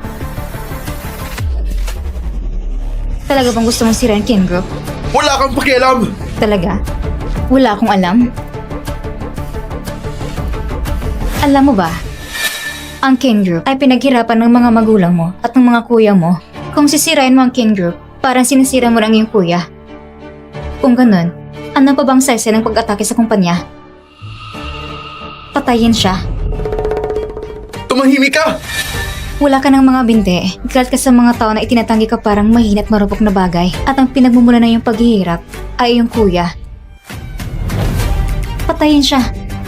Iyo lang makapapag-alis na yung sakit. Bakit? Ayaw mo pang gawin ito? Tutulungan pa kita.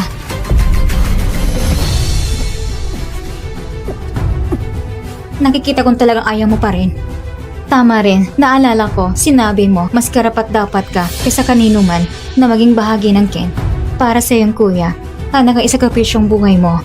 Sa katunayan, ikaw ang pinaka-importante sa Ken at pinakakalinga sa iyong kuya.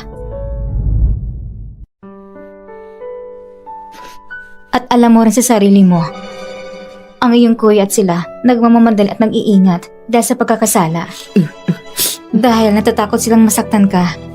Pero ikaw talagang iniisip mo. Pero hindi mo sinasabi. At inasahan mo pang malalaman nilang iniisip mo.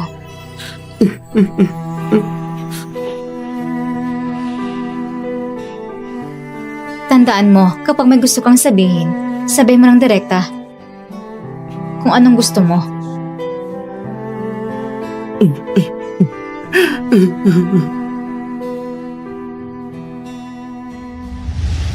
Minsan, ang sobrang pagkakasala at pag-iingat ay nagiging sakit para sa kanya.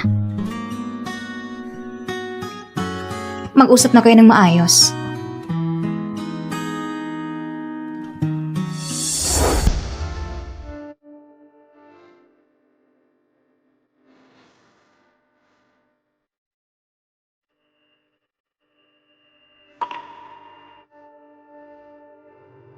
Kumusta ate? Naayos namang damdamin ni Kang yan? Dahil pinangako ko, hindi ko ito isa sa walang bahala. Ikaw na talaga ate! Ikaw na pinakamahusay! Pinakamahusay na ate sa buong mundo! Kung magsasalita ka lang. Huwag ka lang magulo.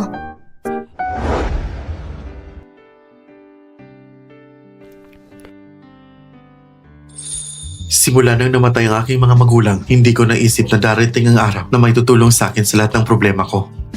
Meng Zhao yan, itong unang beses kong pinagpapasalamat ng pinakasalan kita.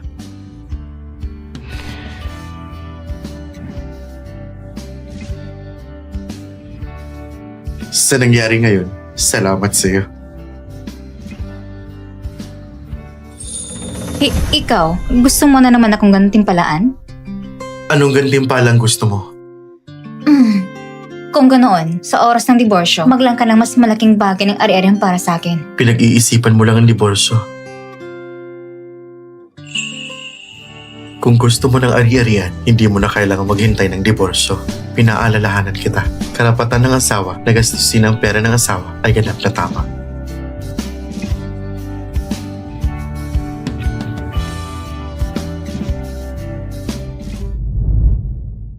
Bakit bigla kang lumapit ng ganito?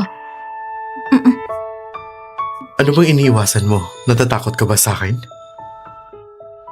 Natakot lang ako na baka lumapit ka ulit sa akin at mapilitan akong muling makomplikado sa'yo. Hindi ba't pinakaayaw mo na ako'y nakikialam sa'yo? O baka naman, lumapit ka dahil nagustuhan mo na ako. Kinzo, may isang dokumento dito. Kailangan pirmahan mo. Kinzo?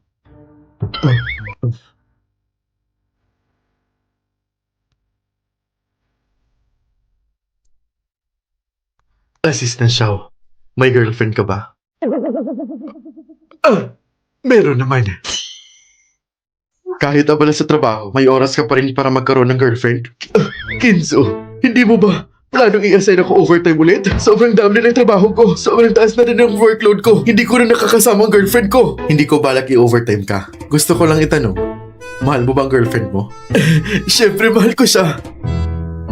Eh, ang pagmamahal, ano bang pakiramdam? Ang pagmamahal? Anong pakiramdam? Hindi ko rin mapaliwanag. Pero, kapag nakikita ko siya, natutuwa ako. Kapag hindi ko siya nakikita, naiisip ko siya. Kapag may nangyari sa kanya, labis akong nag-aalala. At saka, lagi kong gusto na kasama siya. Lagi kong gustong kasama siya. Meng Zhao yan. Kinzo, may isa pa akong bagay. Kapag sinasabi ko ang nararamdaman ko, ang taong iniisip mo sa isip mo, ibig sabihin, maaring gusto mo rin siya.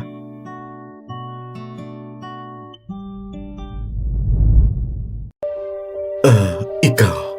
Kinzo, Bukas, kunin mo ang bonus mo sa accounting. Pagkatapos malinis si Kinshin lang, pahinga ka ng isang buwan. salamat Kinzo! Yeah!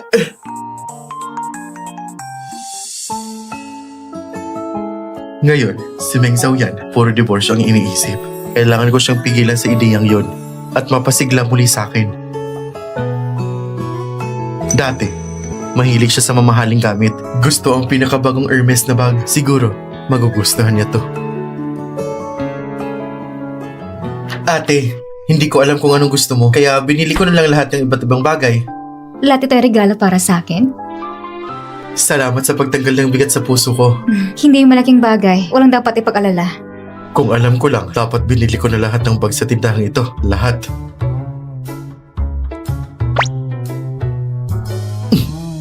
Kuya, pakulan mo ako. Kuya, ano ba yung binili mo? Wala naman.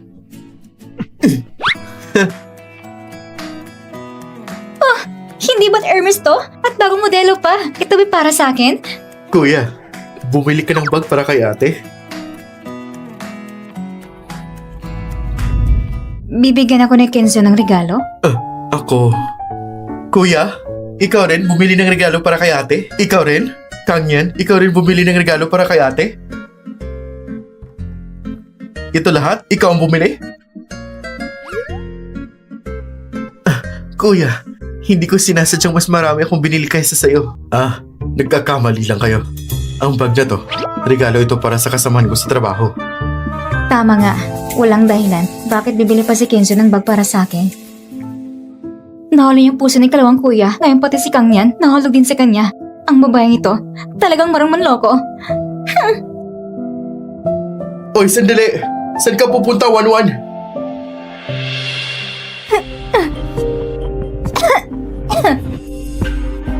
Mengzo yan? Ayoko sa'yo! Noon, sinadya mo lumapit sa akin. Para gamitin ako at lapitan ng kuya ko at iplanong kapamagan sa kanya. Ngayon, nahuli mo pa lahat ng tao sa pamilyang Ken. Ako, ayoko sa'yo! Kasalanan ko lahat. Kung hindi ako, paano mangyayari na masaktan ng pamilyang Ken? Lahat sila nahulog sa panila ng masamang babaeng ito. Kasalanan ni Ming Zhao yan ang maldita. Kung hindi dahil sa kanya, kung hindi dahil sa'yo, hindi sana mabigaw ang plano ko. At wala pa ang pangmatagalang ticket ni Kin Juan. Kasalanan mo yan dahil bobo ka! Hindi mo malang maalis ng maayos ang WeChat chat records. Pero, pati ang papa ko natalo rin sa kanya. Talagang ang hindi basta-bastang babaeng ito.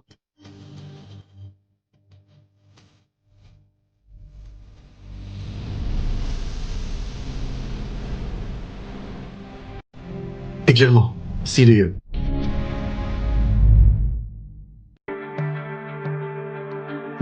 Oh, tignan mo, sino yan? Kin Juan?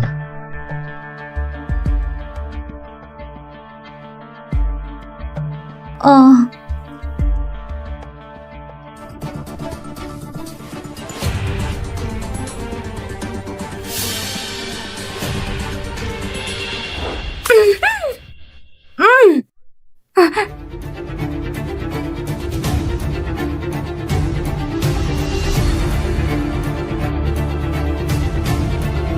Gising ka na? Aze? Sosha-je? Anong balak ninyo?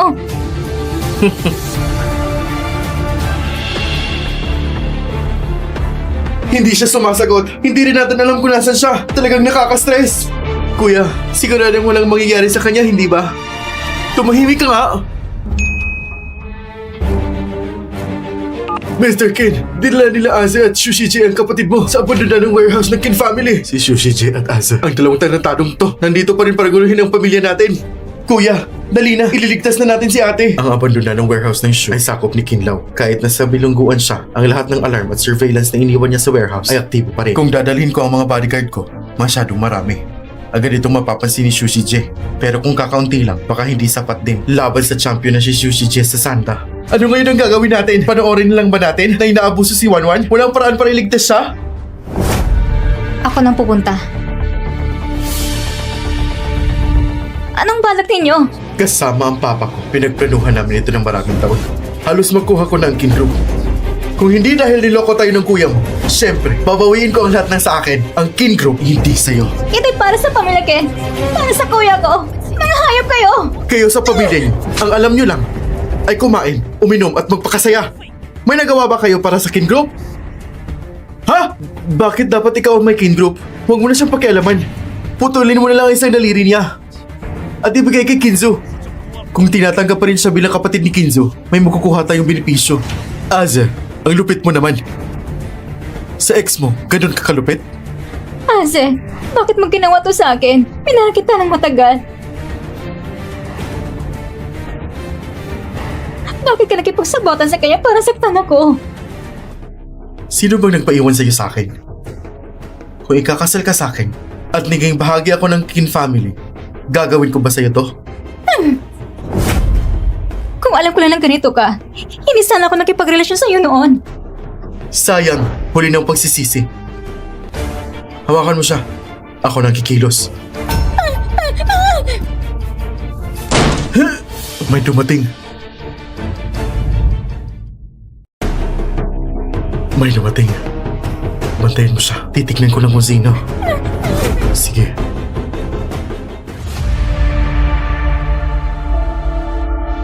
Kinzo! Ang lakas mo naman! Nag-iisa ka lang pumunta. Kinwan! Tignan mo, gaano katindi ang kuya mo. Perfect timing! Kung hindi babalik ng kuya mo ang kumpanya sa akin, paiiwanan ko siya na personal na makita ang kanyang kapatid na nagdurusa. Kuya, huwag mo kong pansinin. Umalis ka na. Huwag kang lumapit! Kung lalapit ka, papatin ko siya! Pakawalan mo si Susie J! Kinhuan, hindi mo alam tama at mali. Palagi ka nagkipagtunggali ka sa akin sa Kin House. Hinahawakan mo siya parang takutin ng kuya niya. Bakit? Akala mo ililigtas kong buhay niya? Hinahawakan mo siya parang takutin ng kuya niya. Bakit? Akala mo ba na ililigtas kong buhay niya? Dahil nga narito ka, kayong dalawa, hindi ba para iligtas si Kinhuan? Pumunta ako dito para lang hindi masagan ang aking interes. At saka, sabi ninyo, kayong dalawa ay ginagamit si Ken Huan para makakuha ng pakinabang sa Ken House. Bilang misis ng Ken House, hindi ko hayang maalis ang aking mga pag-aari. Meng Zhao yan. Ang talas ng babaeng to! Ah! Kinsong, hindi niya iniintindihan kapatid mo. Ikaw ba? Wala ka rin pakialam? Ano ba talagang gusto ninyo? Meron akong 15% share sa kumpanya. Gusto kong ibigay mo sa akin yun.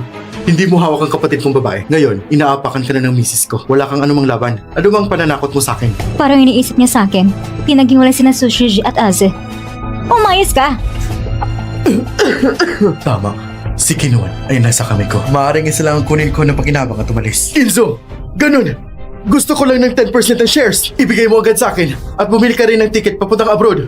Garantisado kong palalayain si Kinuan tapos aalis agad at hindi na babalik. Aze! Bakit ka tatakbo mag-isa? Aze! Bakit ka tatakbo mag-isa? Biniliktad ka na ni Madam Kin. Ano bang magagawa ko? Tingnan mo ang sarili mo, galing ka sa laban at ang pagkatao mo, isa ka talagang basura. Nakipagkolab ka sa sanggago. Ngayon, wala ka nang makukuha. Aze, kung tatakbo ka mag-isa, maniniwala ka ba? Isasama kita sa kamatayan! Biniliktad ka na ni Madam Kin. Tulad ng sabi niya, isa ka talagang basura! Putang ina mo!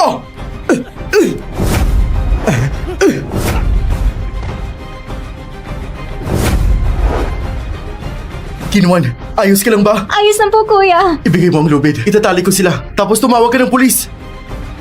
Mag-ingat ka. Mag-ingat ka! So yan! Ate!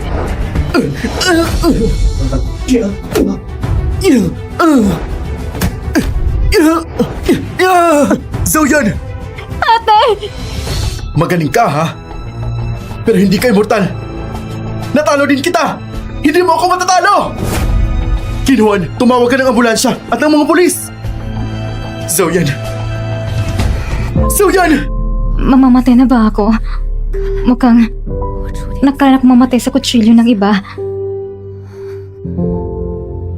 Zoyan, bilisan mo! Kaya mo pa yan! Hindi pwedeng pumasok ang mga kamag-anak. Kuya, sisigurahan niyo pong iligtas si ate, hindi ba? Magiging maayos lang siya.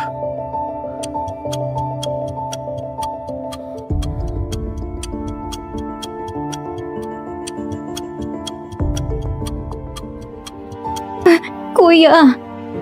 Walang problema. Siguradong magiging maayos siya. Oo.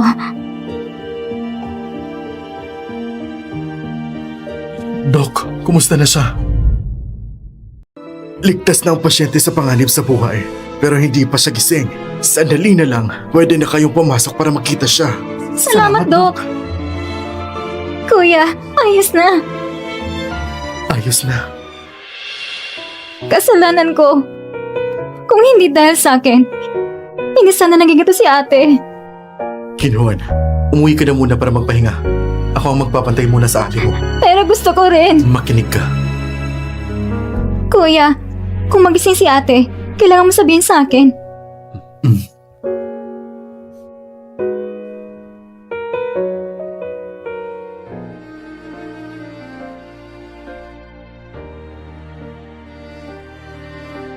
Bakit hindi ko napansin noon na sobrang payat at late mo pala?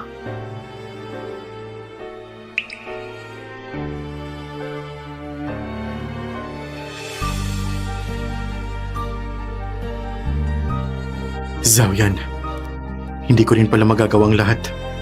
Kasalanan ko, hindi ko maprotekta ng sarili kong kapatid. Kailangan mo pang kumilos palagi. Pagising mo, may sasabihin akong mahalaga sa'yo. Gusto kita. Huwag na tayong maghiwalay. Zaoyan, gumising ka na. Gising ka na. Gising ka na. Kumusta? Masakit ba sugat mo? Kung masakit, huwag mong tisin. Ang lakas mong humawak. Ang sakit. Pasensya na. Kenzo, masaya kong nakita ka. Zaoyan, may sasabihin ako sa'yo.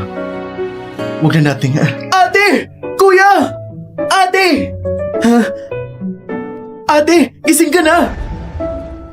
Ate! Gising ka na! Ate!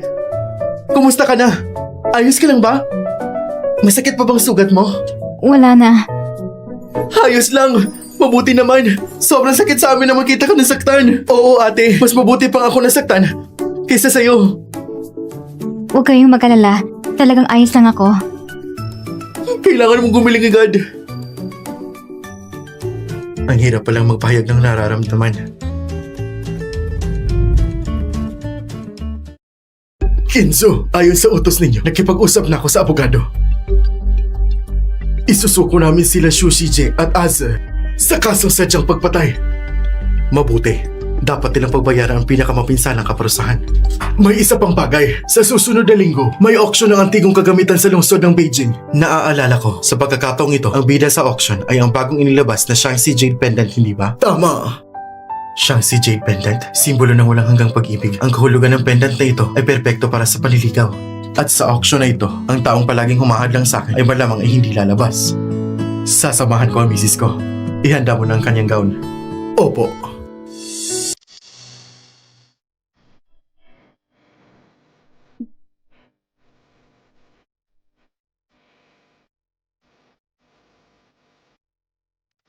Oo. Yung mga shareholders na dati nakatayo kay King Love, na ibalik na lahat ng shares, hindi ba? Opo. Lahat ng natitirang issue ay nalutas na. Sige. Ayusin mo na kung ilan ang shares at assets ko. Opo.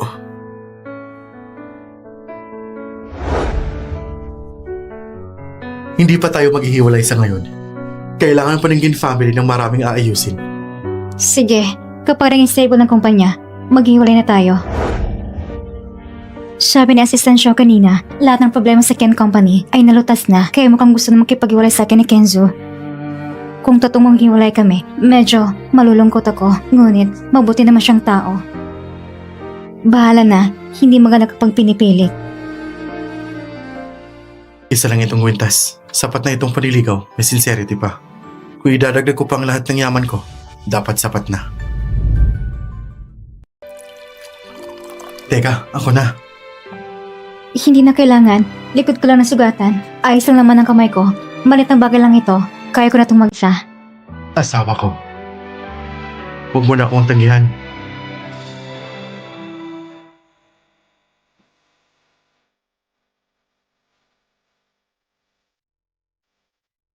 Halika.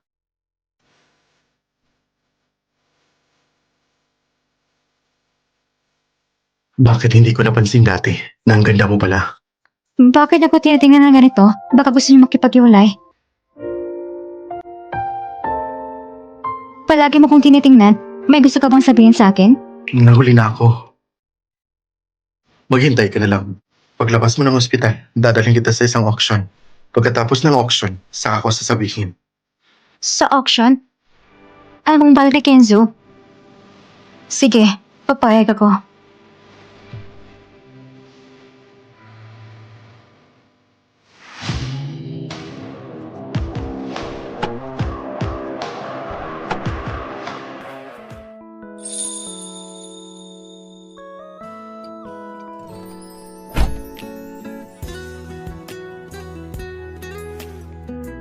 Ang ganda mo ngayon.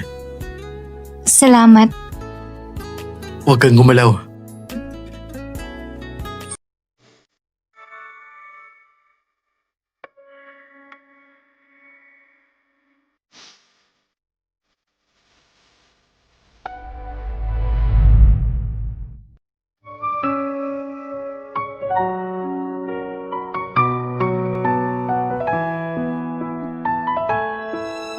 Ang buhok mo. Dumikit sa labi mo. Yung ganitong pakiramdam ng kaba, nandito na naman. Mas mabuti siguro kung makipagwalay na ako. Malayo kay Kenzo para mawala ang kaba. Tara na.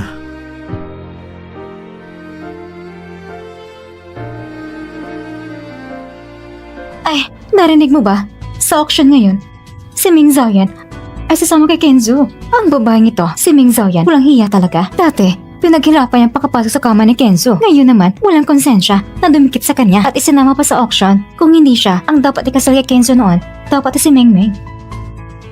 Pero nakalipas na yon. Meng Meng, mabuti kang tao. Kung akong nadami sa arranged marriage, ipapakain ko sa ng balat niya. Hintayin mo lang. Sa auction ngayon, siya kong painggitin si Ming Zhao yan at ipaparamdam sa kanyang galit ko. Mr. Ken! Mr. Ken! Mr. Lee. Matagal na tayong hindi nakita, Mr. Ken! Oo, matagal na, Mr. Wang. Ano ang pinagkakabalahan mo kamakailan? Gusto kong pumunta doon at tignan ang mga exhibit. Huwag kang lalayo.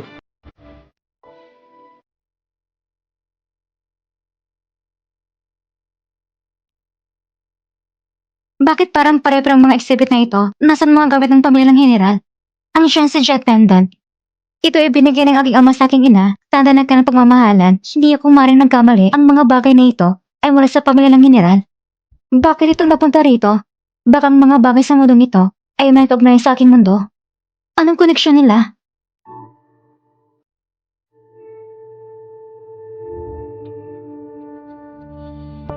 Miss Ken. Miss Ken, nakikita ko kung gaano ka seryoso sa pagtingin sa mga exhibit na ito. Siguradong marami kang alam tungkol sa mga antigong Jedi, di ba? Ikaw ang misis ng pamilyang Ken. May karasan at alam ng marami. Ang mga bagay na ito ay mga bagong tuklas na kayamanan kahit ang mga historiador at hindi rin ito malalaman ni Ming Zhao yan. Pero base sa pagkakilala ko sa kanya, ayaw niyang mapahiya kaya siguradong magsisinungaling siya. Sasabihin kilala niyang mga ito kaya huwag mo na ipagdalawang isip. Mrs. Ken, ang mga antigong Jade na ito ay may mahabang kasaysayan. Tangi ang tunay ng mayamang pamilya o may pinag-aral ng pamilya ang nakakaunawa ng mga ito. Mrs. Ken, matagal na kayo mag-asawa ni Mr. Ken, kaya normal na hindi mo pa lubos na nauunawaan. Ang mga bagay na ito, talaga mo medyo may alam ako. Oo, talaga ba?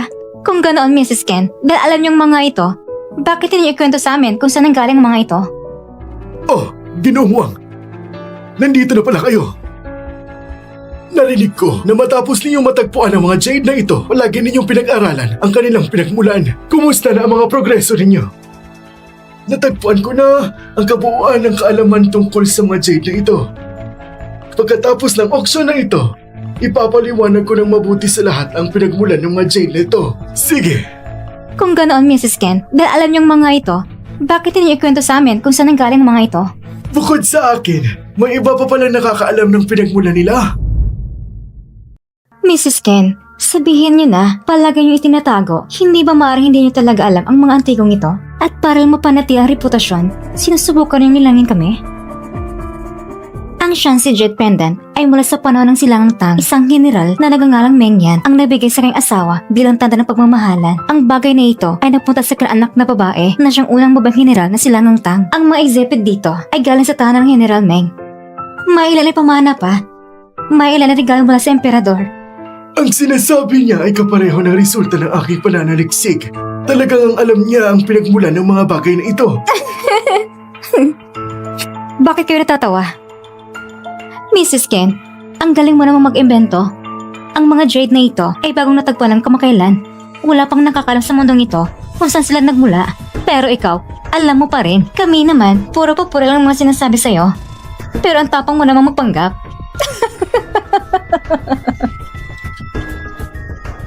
Pasensya na Mrs. Ken, nagbibiro lang kami sa'yo. Hindi ko akalain, ikaw pala ay mag-iimbento ng ganitong kwento. Para lang mapanit lang yung reputasyon. Sinong may sabing nag-iimbento siya? Mr. Wang, Hindi siya nagsisinungaling.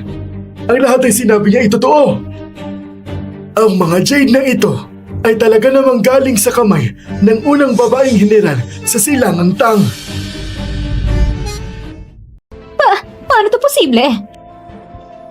Sa wakas, talaga namang alam ni Mrs. Kim kung saan napuntang mga Jade. Kung ganoon, paano pala nagawa na katatawanan at pagdududa sa kanya? Siguro, gusto na nila mapahiya si Mrs. Kim. Pero nangyari, sila pang napahiya. Mrs. Kim, paintulutan yung humingi ako ng tawad sa inyo para sa aking mga kaibigan. Hindi na sinasadya na saktan kayo. Ikakwenta ko ba na si Ming Zhen pumigil sa akin na mapangasaw si Kenzo? Pero si Kenzo ay hindi naman pumapayag nun sa kasunduan. Hindi na bale. Hindi ko papayagan na tingnan ako ng beto sa mata ng iba. Pero, noon, ako at si Mr. Ken ay malapit na magpakasal. At si Mrs. Ken, bigla na lang siyang umakyat sa kama ni Mr. Ken. Hindi makapaniwalang kaibigan ko. Sila ay pinagtatanggol lang ako. Anong kasunod sa pagpapakasal? Wala akong anumang alaala tungkol doon. Ang pagpapakasal ni Mrs. Ken kay Mr. Ken ay isang maling akala. Dito, narinig ko na hindi ko akalain si Mr. Ken at Miss Sue ay malapit na magkasunduan. Ang ginagawa ni Mrs. Ken ay para bang pinaalis ang tunay na may karapatan. Kaya't ang kaibigan ni Miss Sue ay tutol kay Mrs. Ken. Kung kaibigan ko lang naloko, hindi ko rin siya palalagpasin. Mrs. Ken, talaga namang hindi na kita sinisisi noon. Gusto ko pa rin kayong pagpalain ni Mr. Ken. Pero gusto ko rin patawarin yung kaibigan ko sa pagtatanggol sa akin. Hanggat hindi ipinapakita ni Kenzo na ikaw ang kabit, magpapatuloy na itong pangungutya. Ngunit si Kenzo ay galit sa'yo. Paano niya maiwas ang sitwasyon? Hindi mo pwedeng pakialaman ng misis ko.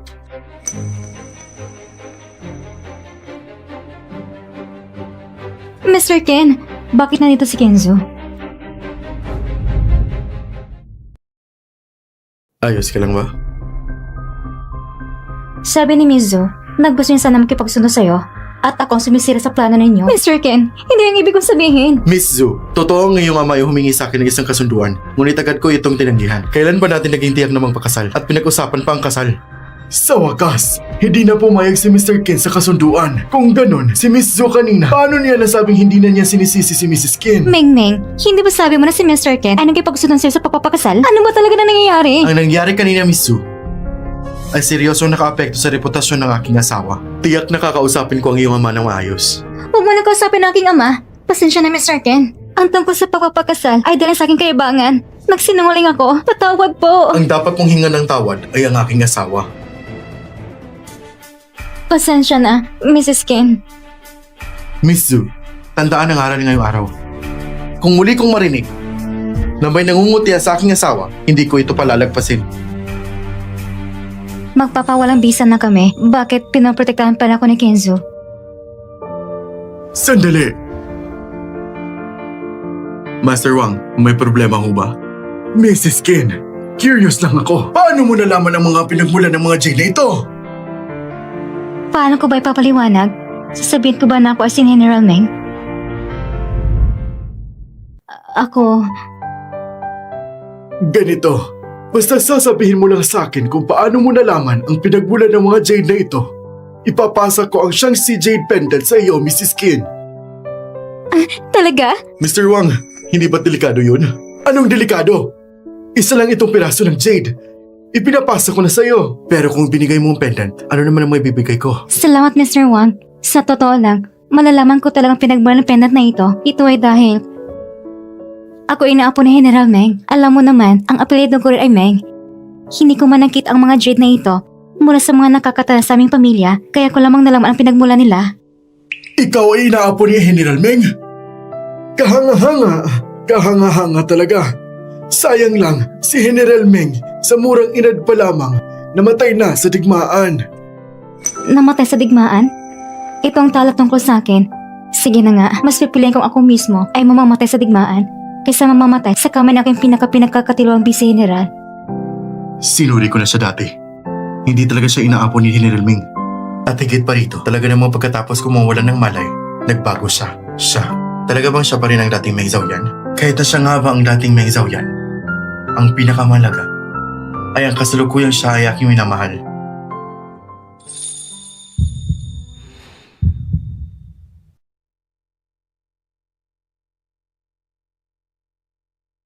Isang linggo akong naghintay para lamang gamitin ang pendant na ito sa pagpapahayag ng aking damdamin. Ngayon ay nauna na ang matanda sa pagbibigay nito. Hindi na pwedeng maghintay. So yun.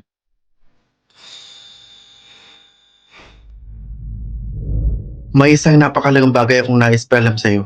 Pagkatapos ng auction, tutungo na si Kenzo para i-file ang diborsyo. Ako? Kuya!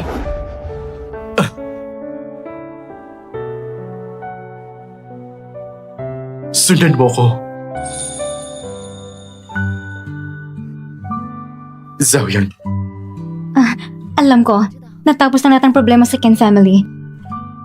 At gusto mo makipag-iwalay sa akin. bakit mo iniisip yan? Ano? Ano diborsyo? Kuya, bakit mo naman gusto makipaghiwalay? Napakabait naman ni ate. Tama kuya, kakatapos lang niya iligtas ang kapatid natin at nais mo na siyang iwan. Sobra ka na! Tama kuya.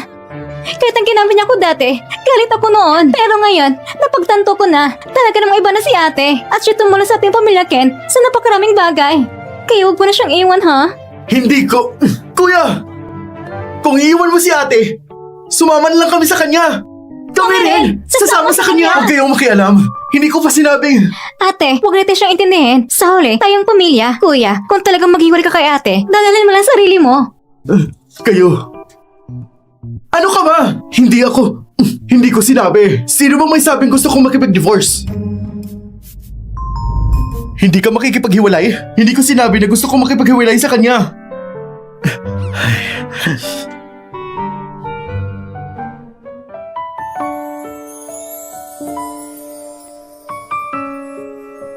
Xiaoyan, gusto kong sabihin sa'yo na gusto kita.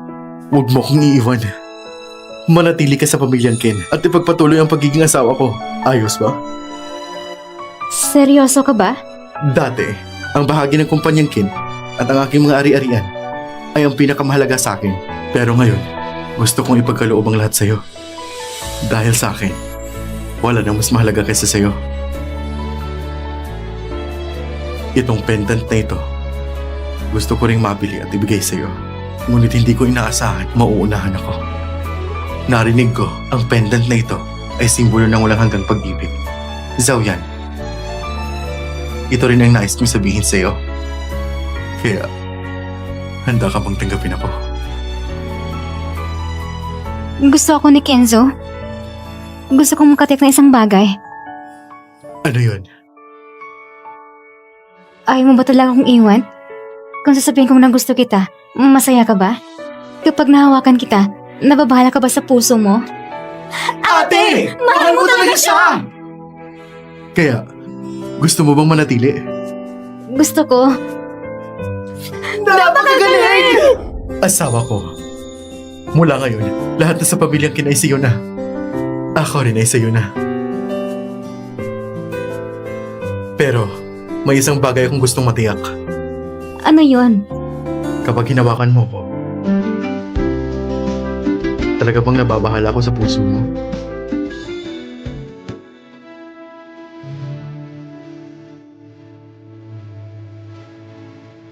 Nakakakilig!